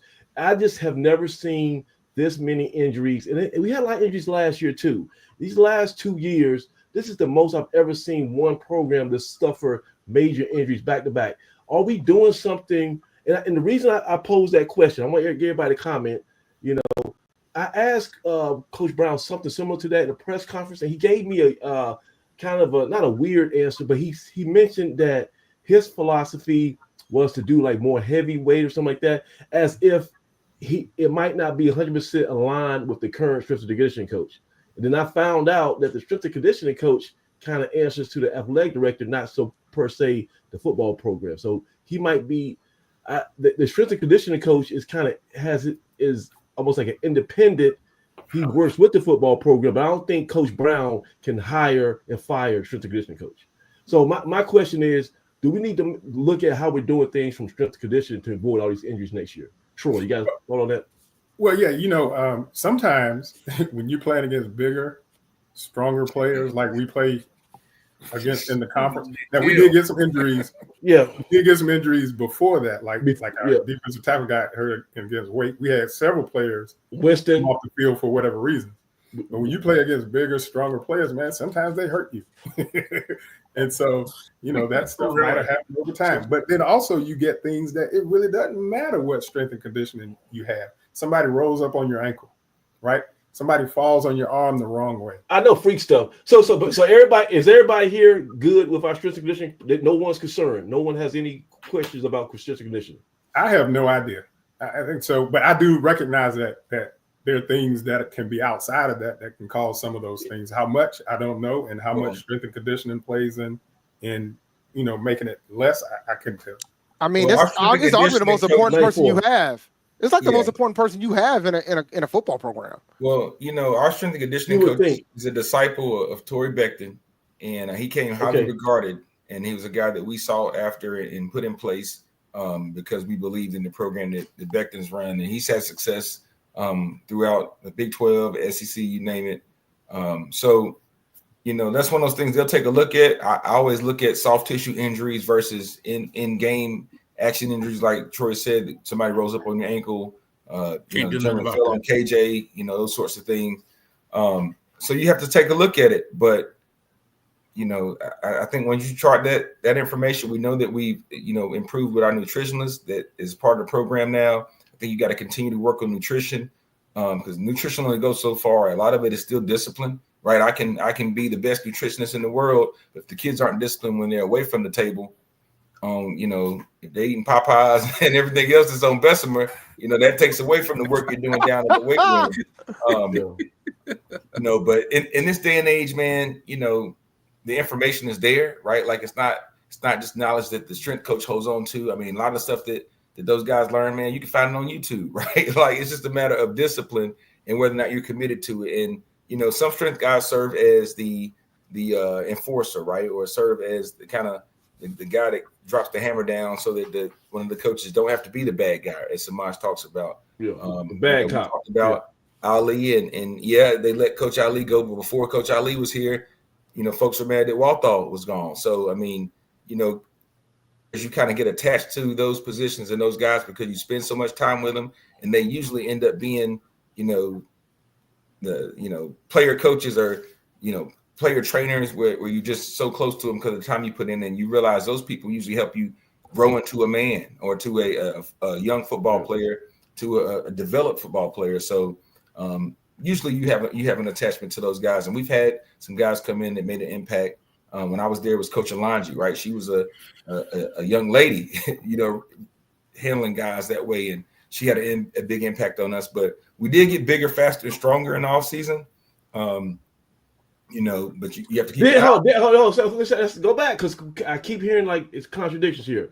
We're not big enough. We're not talented enough. We're a bunch of scrubs. It's not Coach Brown's fault. It's all the players, right? I said we got bigger. I didn't say we got big enough or fast enough or strong enough. I said we improved. They're bigger, from where we were, stronger, but not for the conference. Not for the conference. And those metrics come from the strength and conditioning coach in our conversations, right? Like I'm not just saying that. I'm drawing from my conversation with the strength and conditioning coach.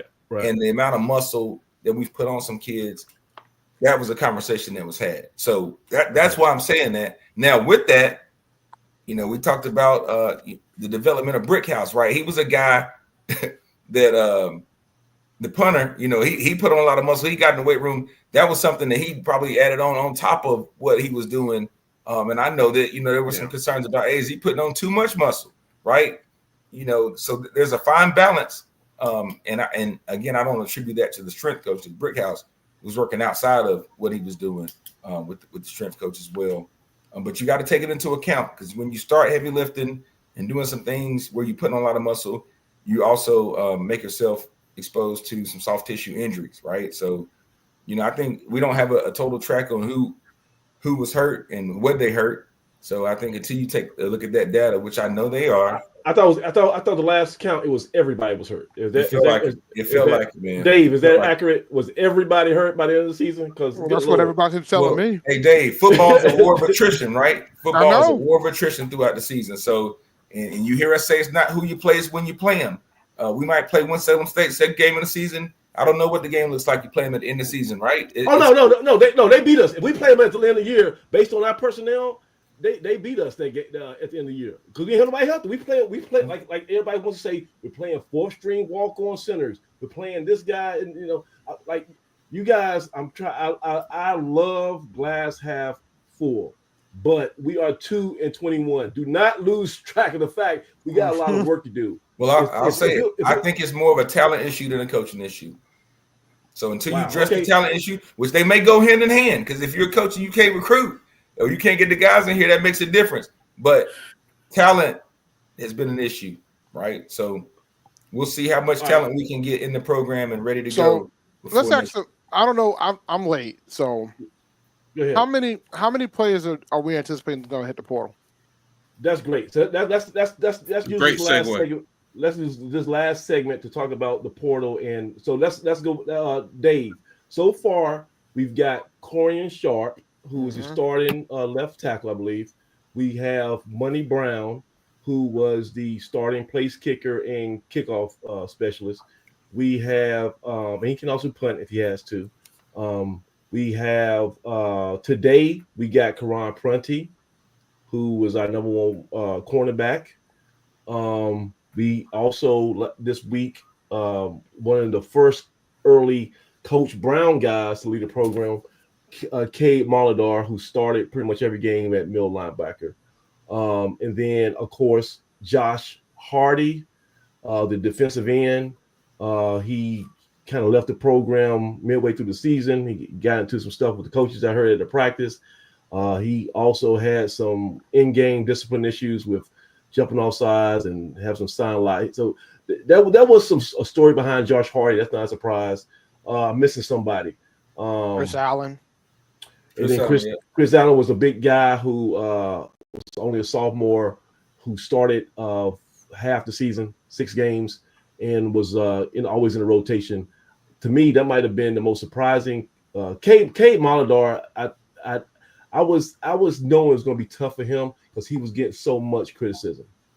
Everyone was blaming the defense on the line. We did our show, Craig. We talked about report cards. I think everybody gave the linebackers a D or F, right? So the linebackers were they were getting the brunt of the punishment when it came to criticism. So those guys so far, and this is only the first week, and that portal is open and it's not open yet. It's not open yet. So guys just to Terrence. They're just announcing right now.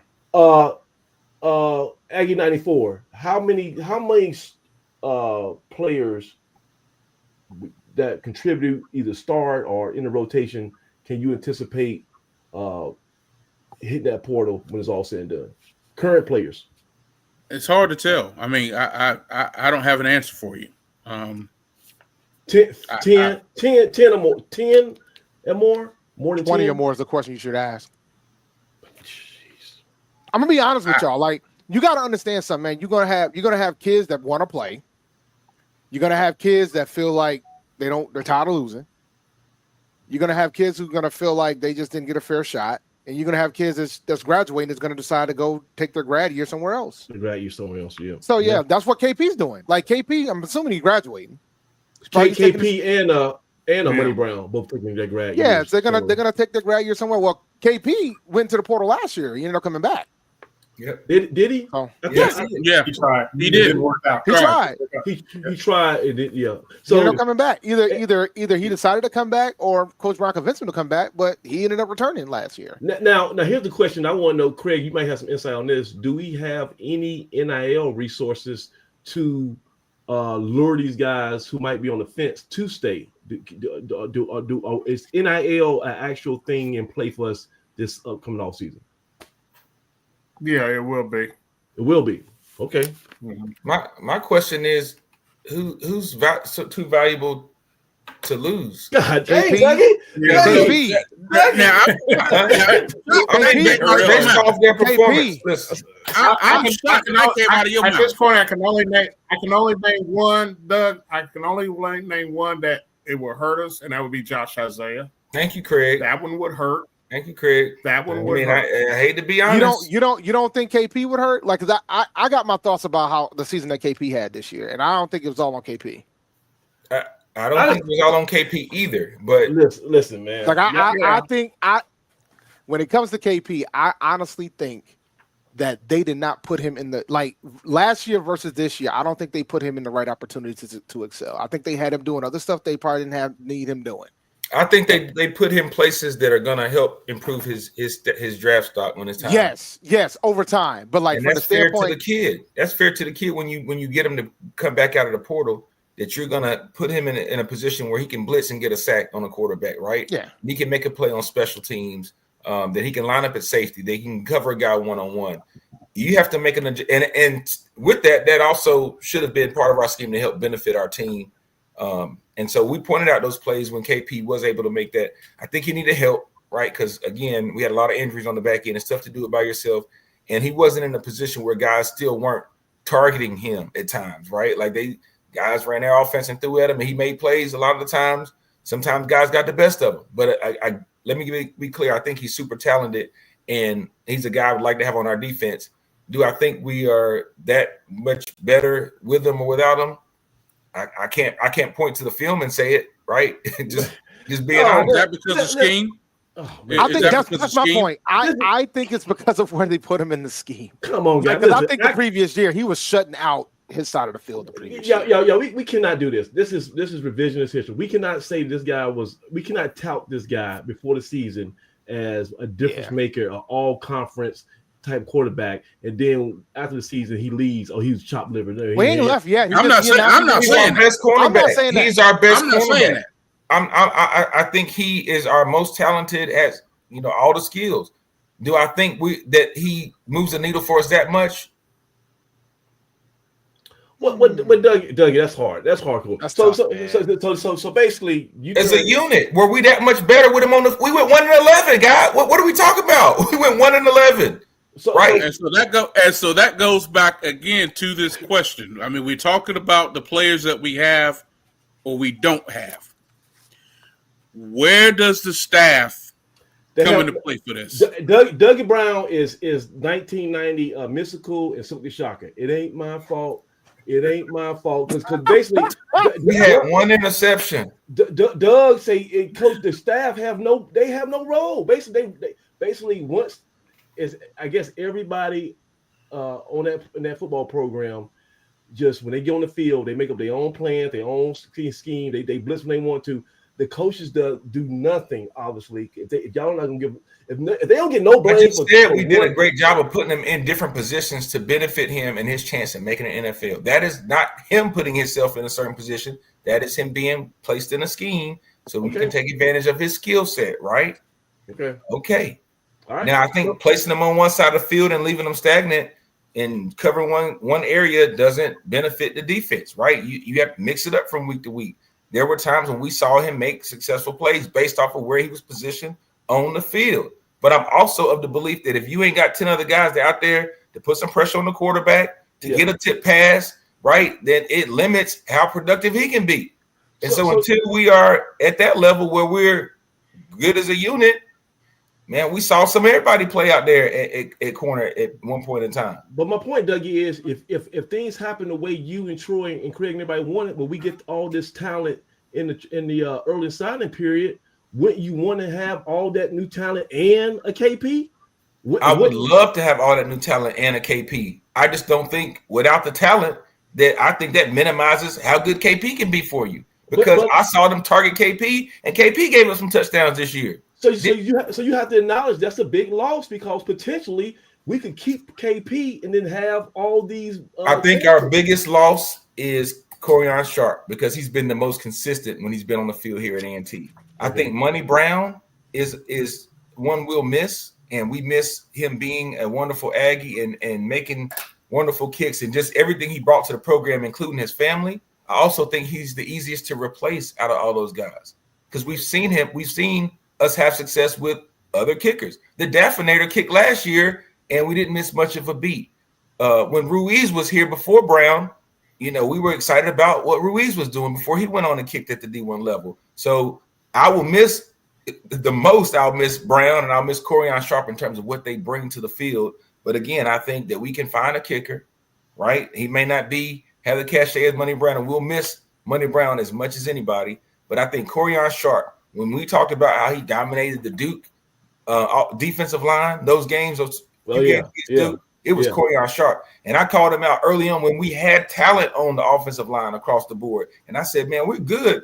But Corian Sharp, we were having to sub him in as a guard. You were like, why are we subbing guards in the game? You remember we were subbing in Corian Sharp because he was dominating guys up front. He set that one year and we missed him, right? We missed him. Coach Brown's first year, he didn't play.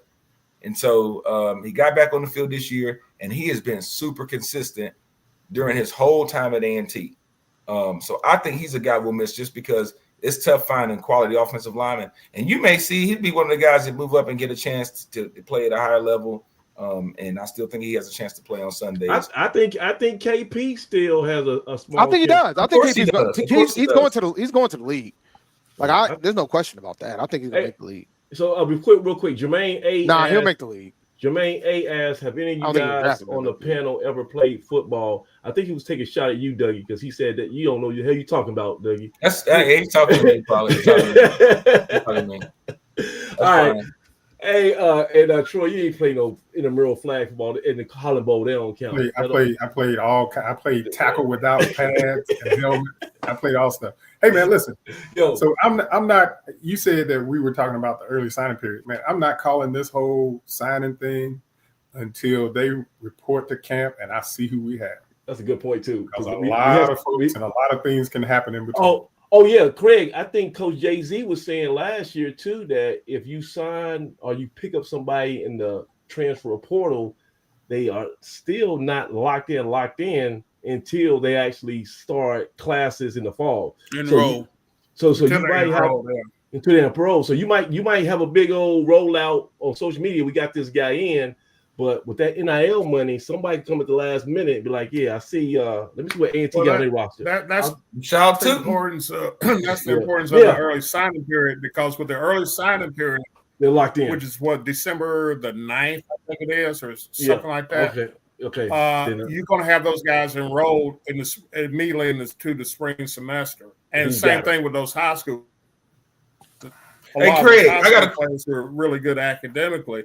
They're going to be in school in January. Then they're locked in.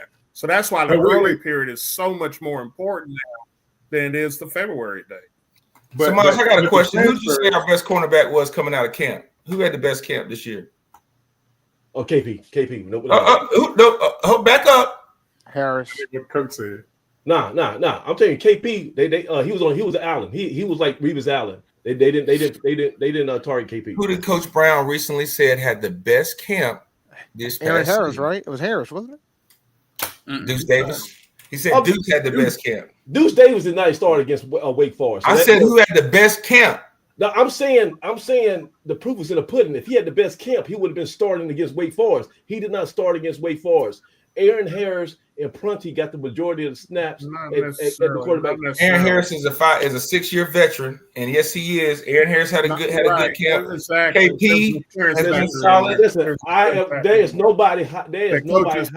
Those are experience factors that you can have a guy who's got a great athlete, but if he doesn't have the experience in that defense yet, he's not going to be as good as that 5th or 6-year guy who may not be quite as talented, but knows the ins and outs. Yeah, but it's not an either or situation when it comes to football. Yeah, the beauty of it though is that Deuce did play in Wake Forest. He didn't start, but he got on the field quite a bit. Oh yeah, I know. I'm on a Deuce bandwagon. Me and Dougie been going back and forth saying I told y'all last year that it was crazy how we were lamenting not having Deuce when he broke his thumb or whatever. That's right. Because I thought he was going to be a factor as a true freshman last year. So I watched him all at Dudley. I'm saying Prunty's the guy. Come on, I love going back in time and changing. Prunty has always been our best defensive player in that secondary. So we can't start this cause somebody leave. We can't start throwing dirt on he wasn't all that good. I'm not throwing dirt on the guy. I'm not saying why do I have to be throwing dirt on the guy? I'm not saying you. I'm just saying because I know how the chat is, and I know how people on Blue Death Valley, people don't like to be uncomfortable. So when somebody leaves, you have a loss, you try to minimize it. Oh, it's not that bad. It's like you can't. I ain't rolling. He had a better year last year. Let me clarify something. Go ahead. Craig, That's true. So if we get a transfer that registers in the spring and practices and all that stuff, he can still leave, right? They can still leave. Say that again, bro. So if we get a transfer, that comes in December, registers in the spring. It happens. It doesn't happen. Yeah, it doesn't happen often, but it does happen. It does happen on occasion, but it's rare that you see a guy transfer in, go through spring practice, then turn around and transfer back out. Right, and now the other side, that's rare. The other part of that is the freshmen that signed national letters of intent here in December. They still have to go to the fall, right? They can't get out of it. Is that right? I don't know because I think there's a portal window. There's a portal window. No. I'm talking about freshmen.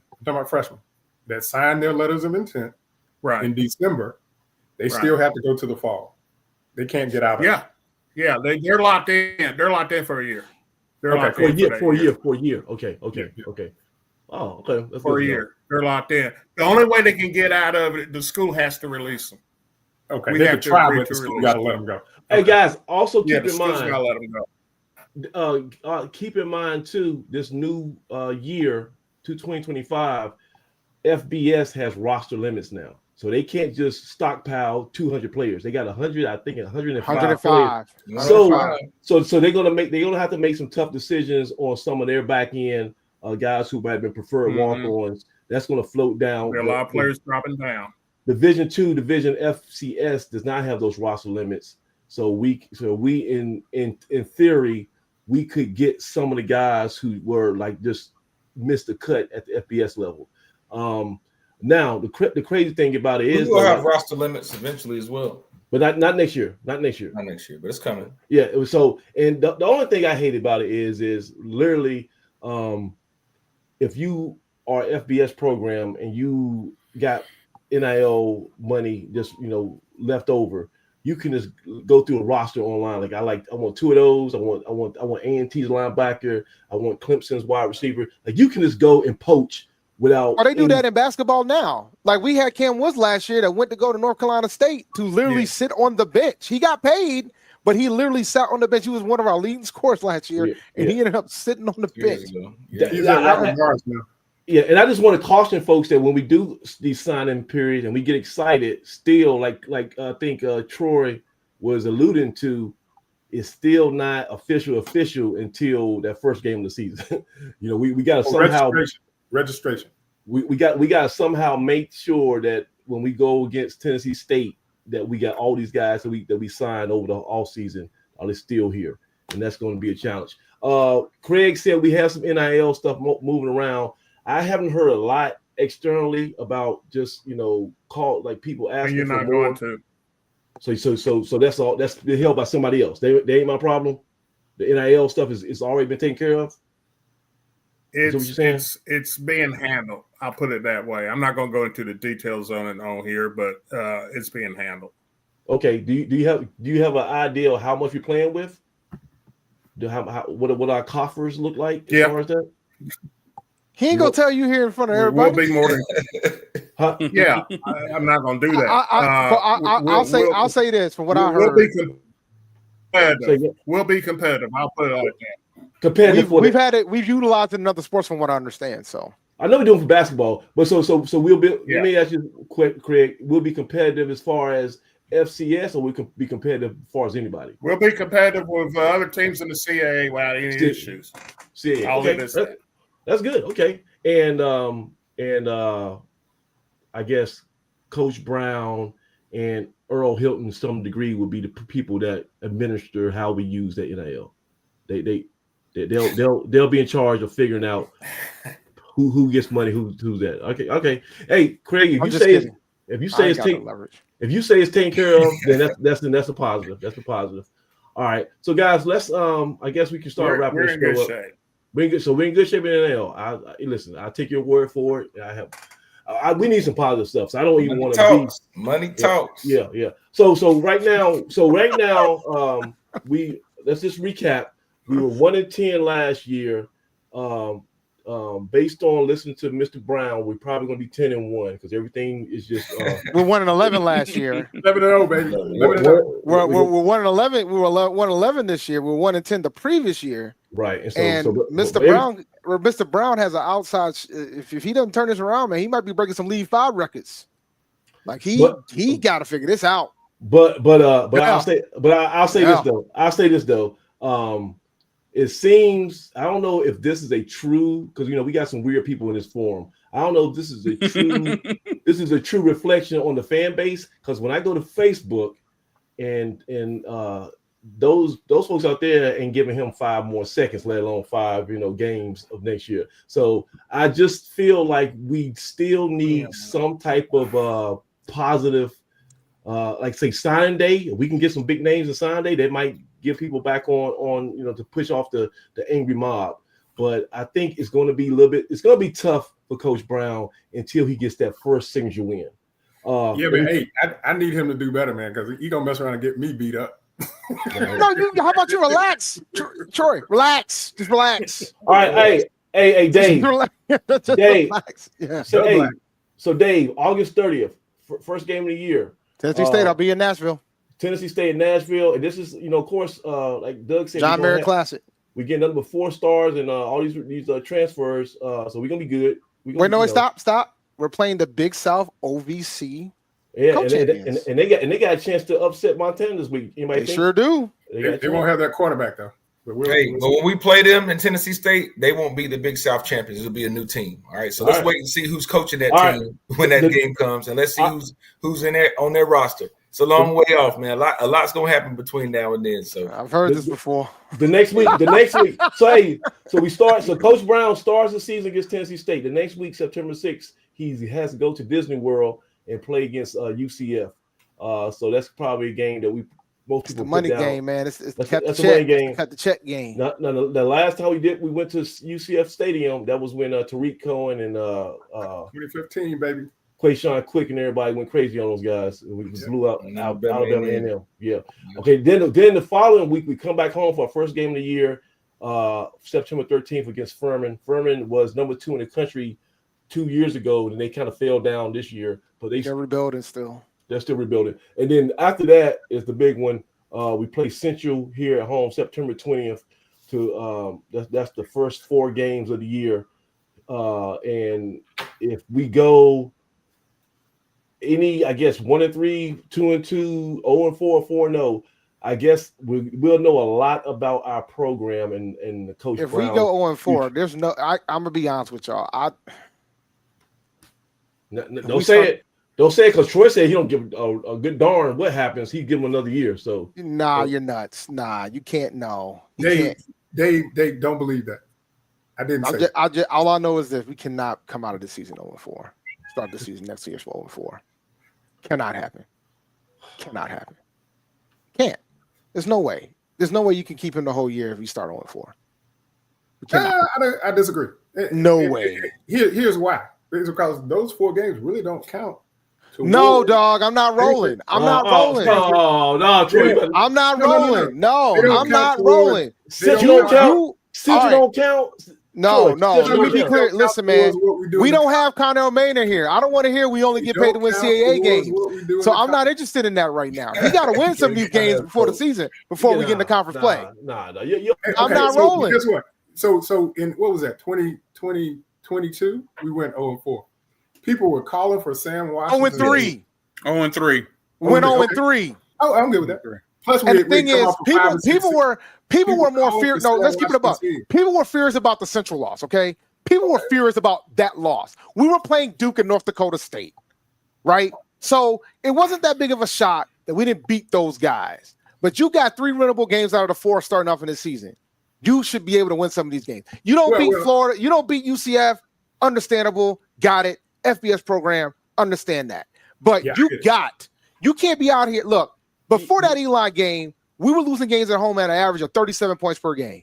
Good Lord. 37 points per game. So when you wonder why nobody showed up to senior day, That's why. Because the previous 3 home games that we lost, it was over 37 points per game in that stadium. And reserve season. You got to win these games in the first month. And reserve season still $40. You got to win some of these. Hang on a second. What if we play our first 2 conference games and win them both?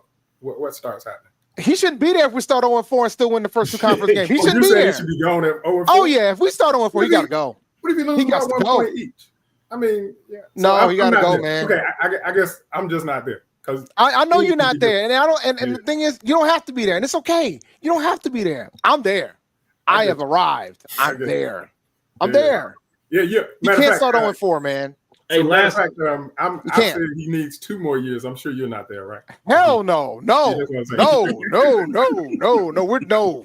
Hey, forget about us. How long do you think Earl Hilton? How long is his leash? Earl's gonna get to retire, man. I'm not. No. I'm not. No, that's for another show. All right. I got my comments on Earl.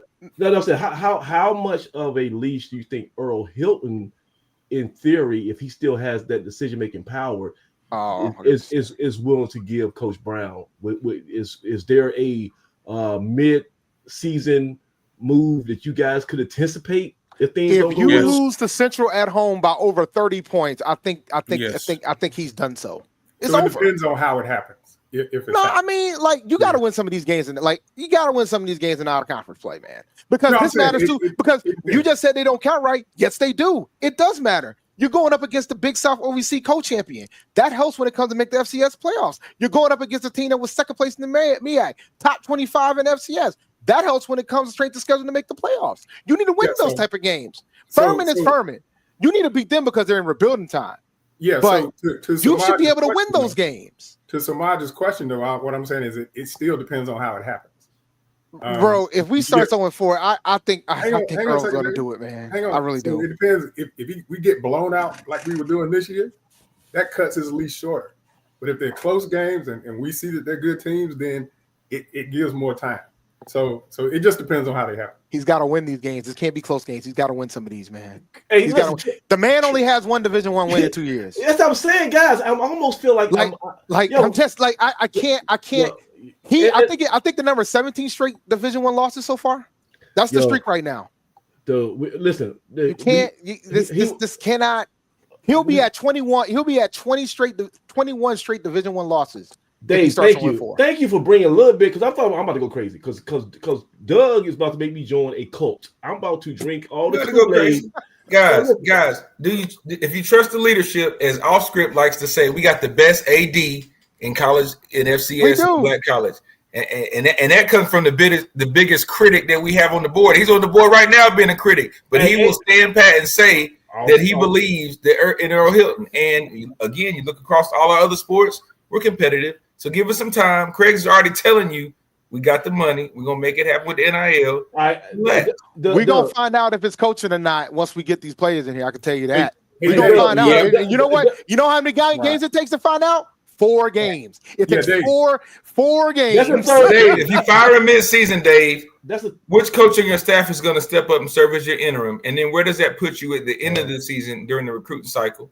So I mean, even if you at that point, you got 2 months to have a listen, check it twice. I'm just asking because those are the things that I think you think about from a firing standpoint, an AD standpoint, long before the 4th game, right? So if you're thinking that way, you're not starting to think that way at the 4th game of the season. You're probably having those thoughts at the beginning of the season, right? Like it doesn't just be like, I didn't like how this game went. We're gonna fire him tomorrow. Like generally, that's why they call it the hot seat, right? So if you're on the hot seat, you're already got those wheels turning, and you're thinking about what you're gonna do. And if things work out in a good way, then you have a plan for that too. But I don't think it's going to be, oh, man, we didn't play well. We lost those 4 games. You're getting the axe. I think that the writing will be on the wall before those 4 games, right? That's just my opinion, because that, based off of how we've operated in the past, that's just not how we've done things in the athletic department. So Dave, I think you're going to say we got to win the Central game if any of those 3. Oh, yeah, you got to beat them. That might save his job. And I told him that when I first met him. You beat that school down the road, you would get so much props. Like if he goes 1-3 in that 1 game Central, I'll let him finish the season. I'll let him finish the season. I can pretty much get with that. Yeah, I'll let him finish the season. He can't go 0-4 though, guys. He can't. Man, I'm sorry, he can't. That's 21 straight Division I losses. You can't. Let's see what happens with the roster. No, I know. We're gonna see what happens with the roster. We're gonna find out what happens. I got my opinions about other things, but we'll see what happens with the roster. We'll see how he recruits. We'll see if we can get him coached right, and hopefully we come in there where we need to be. But he cannot. Can we agree that A&T is still and always will be an attractive job, and it's attractive for players who want to come play? I said, look, I was on the forum. I was on the forum that's saying why that. I'm not worried. Dave, I will 100% agree with the thought process that A&T is still an attractive job. I think it is less attractive than it was when Coach Brown was let go. I think it was Coach Washington. Yeah. I think these last 2 years has diminished our athletic brand. I think I'm gonna say it again. These last 2 years has had an impact to negatively affect the way people view A&T football. I think, and I won't disagree with you there, but I think the key for me is this: we're more than just football. We attract folks off of everything else outside of football. That's right. Like, it's not like, I'll put it this way: our best volleyball player, you know where her parents went? School down the road. She came here. So we have something that a lot of these other institutions do not. Is our football program rough right now? Absolutely, it is. I think because when you go 2-21 in 2 seasons, but I'm telling you, man, the thing is, a coach that walks in here can say things about our institution that other schools can't. But you know what? Listen. Howard can make the same argument. Howard probably their volleyball. Howard has 3 MEAC titles since 1993. Right. Thank you. No. I'm saying, and then from an academic institution standpoint, they have a lot to say. Yes. No. I'm saying Howard can say they got their volleyball program is great, and they can. They lost the MEAC championship on Sunday to Delaware State. But they still, if Howard volleyball team and A&T volleyball team met right now, that'd be a good match. Could we agree? Absolutely. Okay, so everybody has their special. But my point is, I think I understand the state of the football program is not where it needs to be, and I do agree with you that it's a little bit down. But from the standpoint of what the institution is, no, it's going to be an attractive job. Absolutely. because of that. I think if someone from the outside looking in, and even somebody who's a colleague, cross paths with Coach Brown, and they see how bad he's struggling, they might be like, "Wow, this might not be just the easy highway." But they might also say, "I think I can fix this." That's what it is. Like that's what it is. How so? Because Doug Brown just told me that Coach Brown has made no mistakes in the last 2 years. So how can they fix it? And you also heard today from someone that there's been coaches say, "I could come in tomorrow and get it right," or "I would love that opportunity." So, bro, let me tell you something. Let me explain something to you right now. If they would have made a decision to move on from Brown after this season, I got a list. And it's going to be unfortunate because some of the folks on my list is probably going to get hired in his offseason. I got a list. But do you think Earl cares about that list? And do you think Earl would have that same list? And do you even trust Earl's I'm pretty sure Earl wants to win. I'm pretty sure Earl wants to win. Yeah. Do you think Earl wants to win? Listen, there's a long list of coaches that would love to come to Aggie Lane. I have no doubt about it. Yes, we're down, but guess what? Coaches understand this.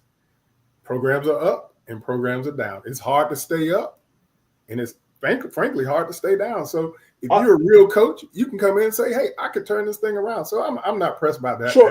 Troy, let me ask you this then. Let me ask you this question. If he wanted to make a surprise, say for instance, Coach Marsh and Jay-Z got better jobs, okay? You think Coach Brown will have a easy time replacing them with competent, top-notch coordinators at this point, being 2-21? If this such a great job and we got everything perfect, could we bring in assistants who are worth their salt?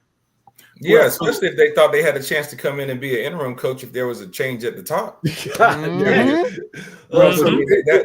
and I know, and there have been instances where guys didn't take that job, but as a coordinator because they realized that them being in that position put some strain on Coach Brown, right, and put some pressure on if guys may have been pointing for that guy to be the head coach. So So a lot of things. Do you think Coach Brown's going to make any staffing changes? That's what we asked. Craig said you said no, right, Craig? What did you say, Craig, about staff changes? Did you think yay or nay? Is he frozen?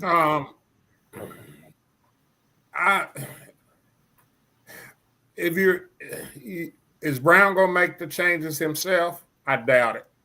Will someone probably leave? Most likely. That's the way I see it. That's the way I read it. The reason why I asked the question because I've been saying this for weeks.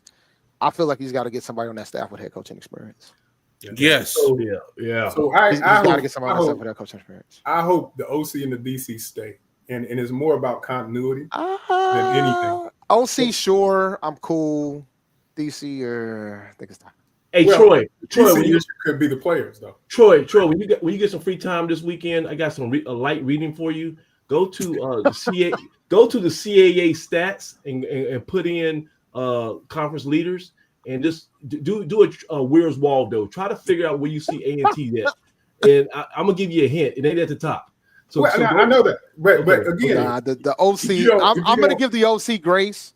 Because I felt like I'm going to tell you why. I felt like with the injuries, I thought the offense did look better at times. I'm going to give the OC some grace. That DC's got to go though, man. I'm going to be honest. Yeah. So if you don't look at where we stand in context and say, oh yeah, we had a lot of injuries, and that might be why we were where we were at. Yeah. If you keep changing these guys, then it's hard to get continuity. That's tough, man. That's tough. You're right. So now, Coach Jay-Z, guess what?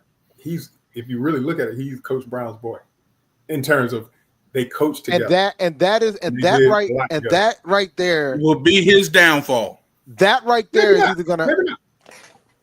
Oh, okay. So look at it like this. So yeah, I guess you guys are really diminishing the value of continuity.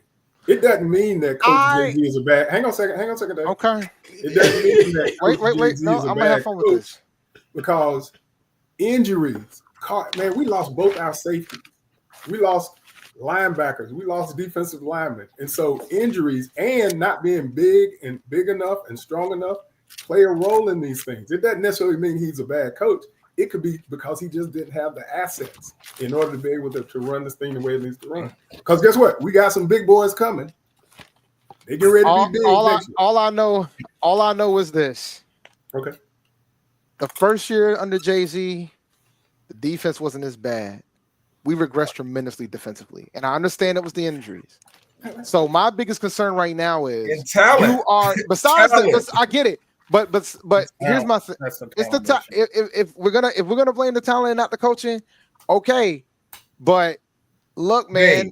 Dave, what if when BJ Turner was playing, and what we looked like on defense? And some of the games that we were able to shut some teams down. Elon 0-11 on third down. Delaware we held on third down.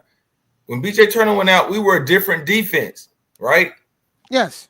Varion Coles is playing in Appalachian State, right? He was a difference maker for us. We were different with those guys.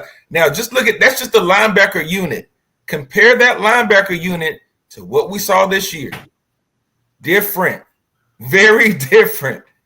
Yeah, let me add this. Very different. BJ had 20 plus tackles in games. But the BJ Turner's not. We used to look at the film and say, BJ Turner's not walking through that door. And he walked through 2 years ago. We might find another one. He was a transfer. We're gonna have to find another one. We got to find more than just another one of him. But that's our point, though, Dave. Like he was a grad transfer with experience, right? Yes. We need 20 of those. All right, we do. Now, I'm not being funny because other teams in the conference have brought in 20 guys, grad transfer seniors on their roster. When you look at their roster, you almost have to try to be young in college football these days. We were one of the youngest teams, if not the youngest, the last 2 seasons. And when you look up across everybody else's roster, you say, man, they got 20 seniors, like grown men, grad transfer seniors. It makes a difference. It was Villanova the year before who made the playoff run. They had all the grad transfers. We saw what Stony Brook did when they were able to go out and buy a team in 1 year. So, again, the landscape is changing and what you're able to do, and money talks. So, I don't know. Craig knows what we got in the pot and what we're going to do with it. I don't. But I'm confident that we're going to do something, and we're better positioned than the average HBCU or more than most of the HBCUs. Which more reason why you can't lose. You cannot start 0-4 because you're going up against 2 HBCUs. In the first 4 games. So let me that's fair. It's funny. I had a conversation because I do Dr. Cavill's show on Wednesdays and with guys from the HU Pirate Ship. And we had a conversation when Howard and Hampton played in football a few weeks back.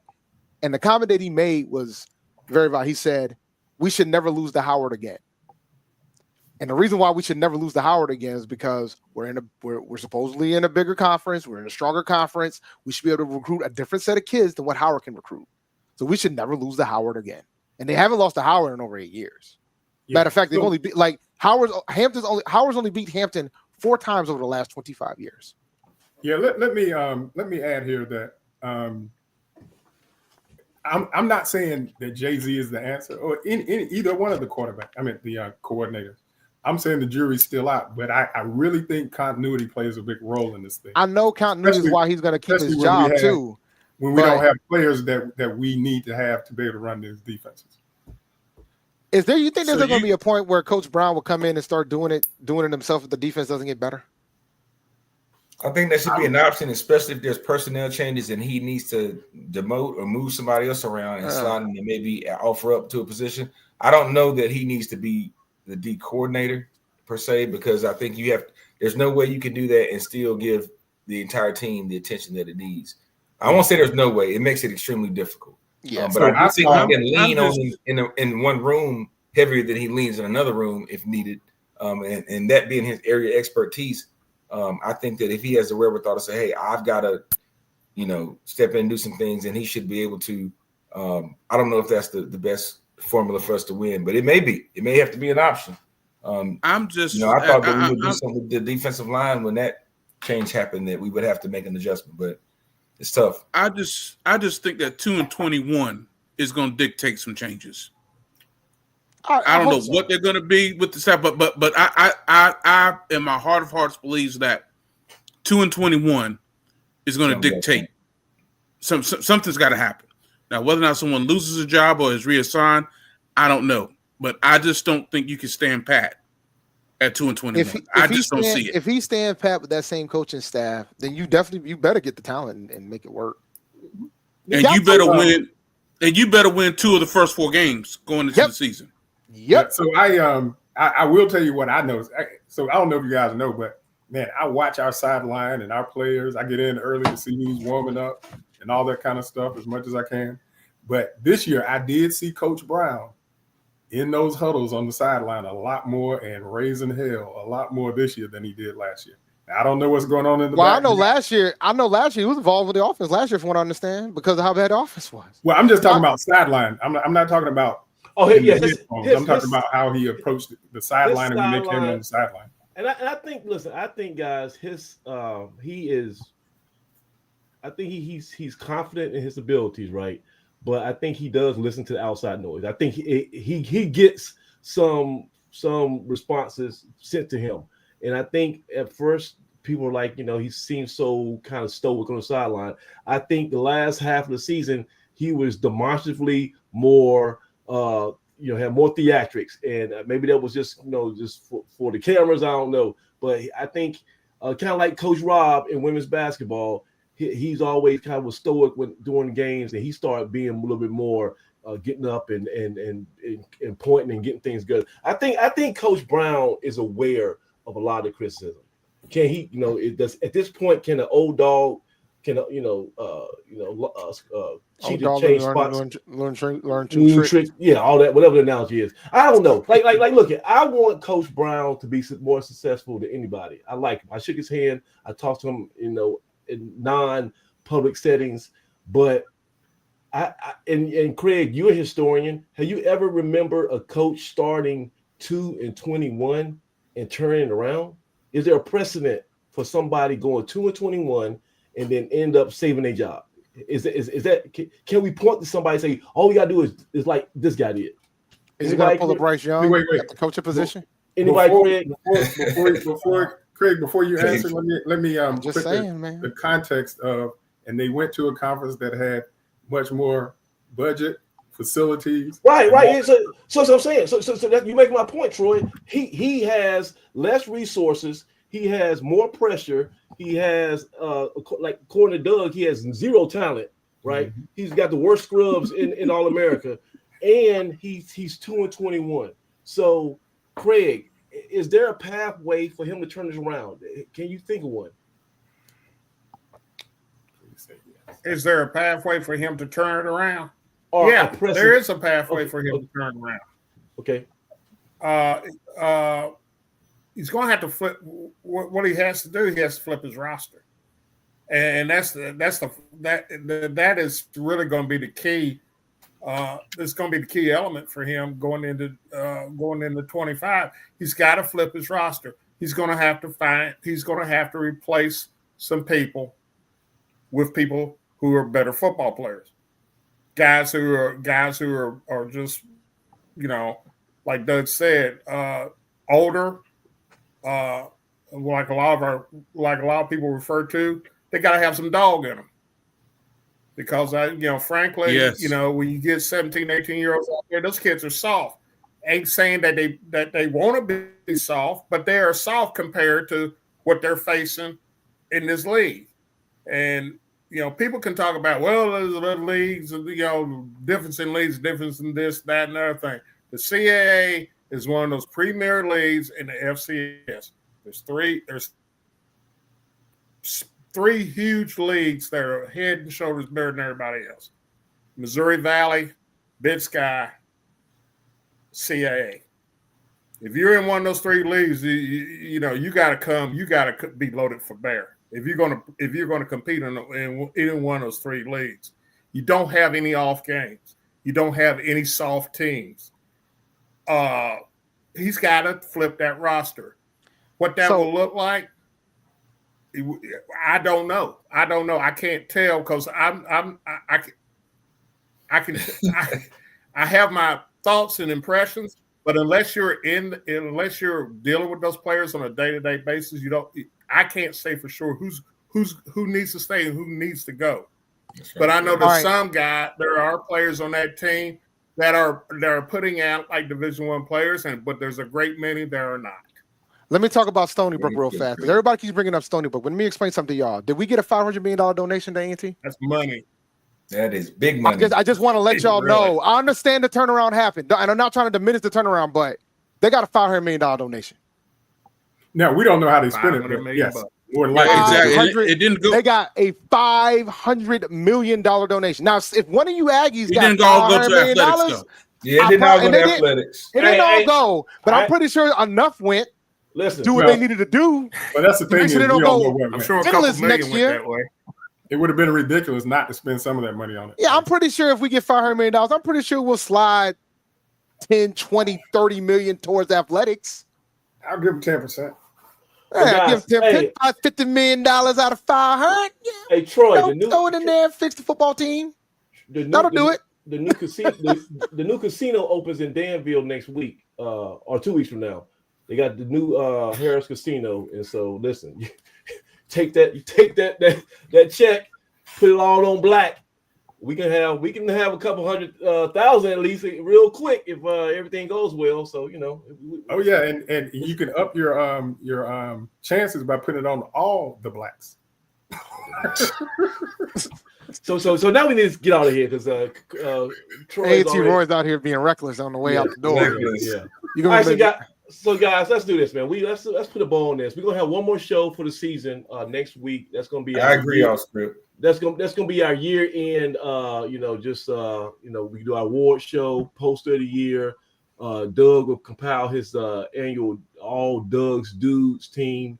Doug Brown will have the hard time of picking out who was the 2024 BlueDeathValley.com Player of the Year. We also might have some other special acknowledgments and just kind of take some trips down memory lane of all the high points of the season. This is kind of our annual fun show. This was more of a brass tack show, just talking about where we are, but next week we'll be more lighthearted. So we definitely want everybody to come in next week and to celebrate our 20th season. This is going to be our 20th year for Blue Death Valley, 2 full decades. Crazy how that has maintained itself over the course of so many changes with social media and all these message boards and just everything. We still here, we're still going strong. And I thank all you guys who watch our show and come to our site every day, every week. Really, truly an honor. So we're gonna have one more show. But guys, tomorrow's Turkey Day, Thanksgiving. Let's go around the horn starting that day. What are you most thankful about from a athletic or university perspective? I'm sure everybody's happy for their family and their health, but what from a sports and football perspective, what are you most thankful about, Dave? I'm thankful that we're heading into basketball season and we're probably going to finally get some CAA championships. I'm thankful that we have a chance to probably win track. We got a chance to win some women's basketball, and I think our men's is going to be competitive in this league this year. And shout out to Ben Hall. He's out here recruiting. He got a lot of players signed, man. Yeah. So shout out to him as well. Yep. So we're rolling in this conference and everything else but football. The running joke I have is we're the opposite of Hampton. Hampton's doing all right in football. They're not doing too well in anything else. And it's the other way around for us. But I'm thankful for our organization as a whole. I think this campus A&T has been doing a phenomenal job from that standpoint, and they are listening more than they have in the past. So shout out to them. Who's listening? The leadership's listening to you. Yeah, okay, they're listening. I think they're doing a pretty good job trying to take care of the student body. And I think that's important. There's a lot of things that are happening now that are changing. There are some challenges, like any HBCU that has challenges, but they're getting through it. Okay, good deal. What about you, T. Roy? Hey, man, I got 4 things, and then can I say my thankful thing? Go ahead, Troy. It's a special night, man. Okay. No comments from the peanut gallery on this first thing. All right. My cap was made by Q. It's not an A&T cap. And I don't know if he got the trademark from James Madison or not. I don't know. So that's what that is. So if you all want to see my post-mortem, my look to the future and silver linings, you can go on the Facebook pages where I post those things. I posted them on there tonight. And I'm going to put them on Blue Death Valley so you can see where I stand. Please do. Yep. Guess what? CAA Track and Field Championships in Aggie Land 2025. That's good. That's good. That's good. I'm looking forward to that. Which sport? Which sport? Track and field. Track and field. Oh, it's gonna be at A&T this year? Yeah, outdoor track and field. Oh, I might have to pull up to that. I saw some of the. I saw some about. But it's during the week though. I don't like that. I don't care. So I'm just saying, leave is for. No, I get it, but I'm saying a lot of people will show up on a Saturday if it was a Saturday. Okay, I gotta go a whole week. But listen, so I saw some about track and field athletes, about 7 or 8 of the guys, and when I realized who they were and they told me who they were, I talked trash to them for not winning last year, and so they told me they're gonna win. I said, okay, I hear you, but then they told me about the championships being at A&T, and I went and verified it on the CAA sports website. Then the last thing, Blue and Gold Marching Machine, though it hadn't been officially announced, will be in Atlanta again this year for the championship. Yeah. And it looks like we're going to be going up against the Snakes of Florida A&M, who have no chance. Nobody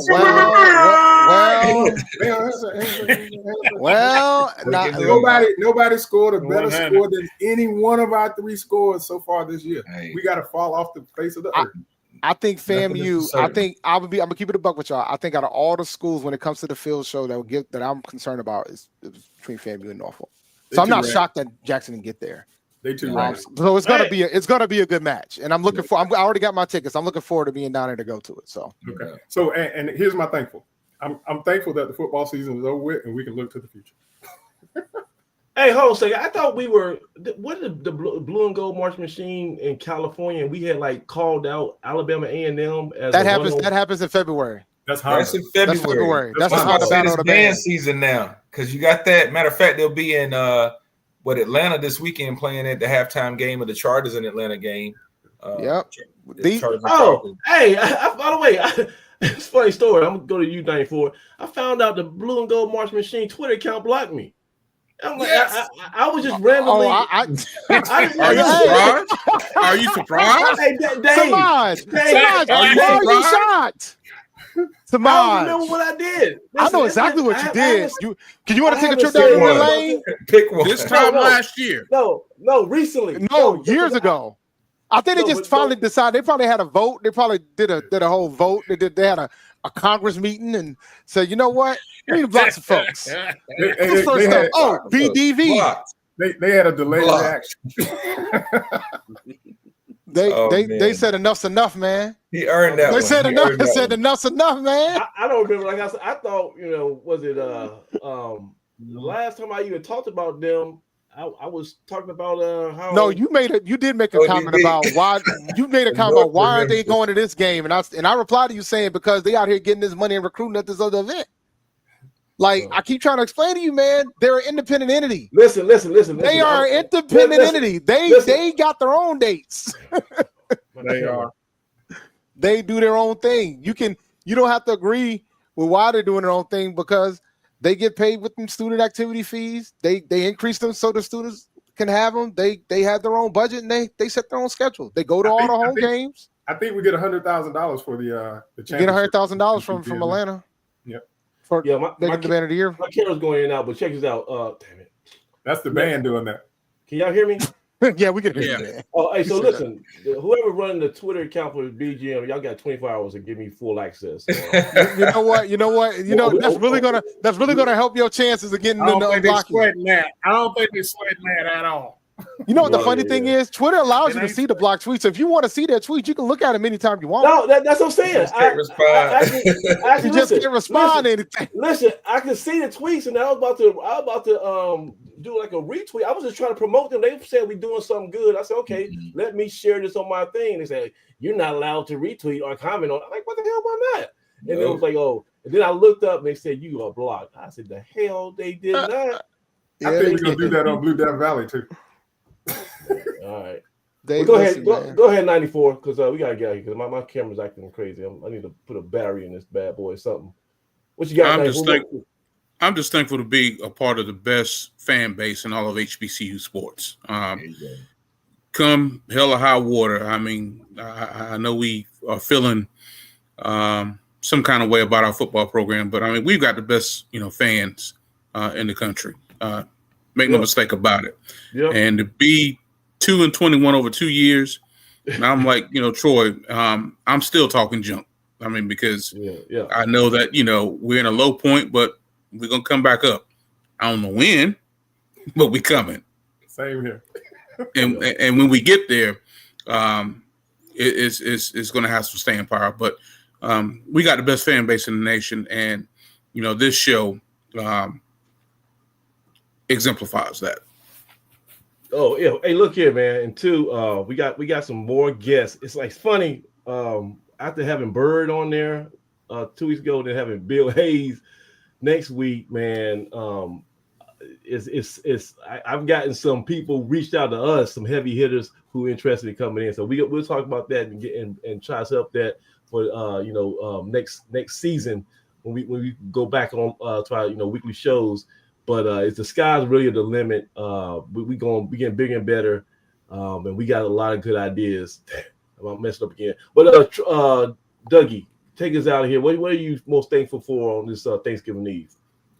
Thankful for, again, Aggie Nation, as 94 said, but specifically our student athletes who, let's face it, they're the ones that's putting in the work. They have a lot on their shoulders, along with going to school and being an academic or a student athlete, handling the academic part. We forget about that part. These kids are there to get an education first and foremost. But the work they put in, and even dealing with some of the criticism and the stress that fans put on them, it's not easy, and we forget that sometimes. But these kids are here for a short amount of time, and I wish that every player had a chance to go undefeated and have winning seasons throughout their whole time at A&T. But being at A&T and being an Aggie and competing in athletics builds character. So I'm excited for some of those young people. I want to thank those that are moving on, but I'm definitely thankful for their services and what they gave A&T, and want to encourage them to come back and give back, be a part of things we're doing in the future. Because once an Aggie, always an Aggie. But very thankful for the work that the young people have been putting in throughout the season. So, yeah, well said. Well said. All right, CT. Are you there? You freeze? Yeah. I'm thankful for that A&T is producing young men who are doing what they're supposed to do. I'm thankful that we're not one of those programs that have people on police blotters every other week. I'm thankful we've got kids that go to class, that have GPAs, that are graduating 2 and 3 years early and pursuing masters and in 1 or 2 cases PhDs while they still have eligibility left. I'm thankful for the fact that our athletic program, and no matter what you may think about what we're doing in football, I'm thankful that our athletic program has got good leadership, solid leadership, and we've got coaches and support personnel who are putting these athletes first and their well-being first. And so, I could think of offhand a half a dozen places that that's not the case, where the athletes aren't given first priority. And it's all about wins and losses. And the kids are left by the wayside and in the wake of whatever is going on there. We should feel fortunate at A&T to be who we are and what we are. And we should never forget that. There's a reason why we're the biggest and the best. And it may not necessarily translate into wins or losses in a given sport. But at the end of the day, there's no doubt about A&T and what it stands for. That's what I'm happy for. That's what I'm thankful. I got you. That's good, man. Like I say, I probably can co-sign everything you guys said, all those great points. And I'm thankful for you 5 gentlemen and everybody else in the chat. Everybody who's just keeps on coming to this platform and investing into it. This is a true community, and everybody here has value. And I think that's what keeps us going, man. We check each other and we hold each other accountable.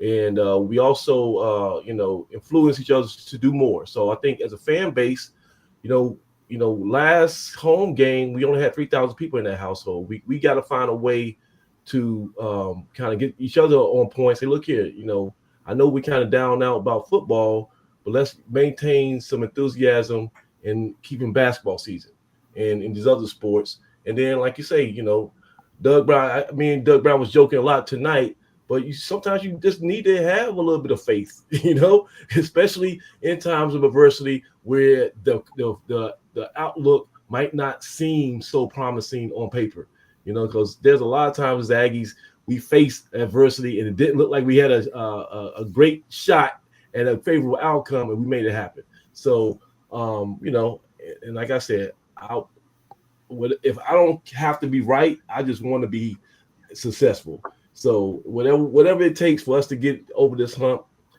I believe that that we got a lot of challenges, but no one would be more pleased to be proven wrong than I am, than I would be. So got one more week left in the season. We're gonna have a show next week. Until then, for Dave, A&T Roy, 94, Doug Brown, the CT, the mayor. I'm Samaj Marsh. It's been a long and fun episode of Blue Death After Dark. We're going to have one more show, so don't miss out next week. Until then, we'll see you next week. Aggie Pride. Aggie Pride. Aggie Pride.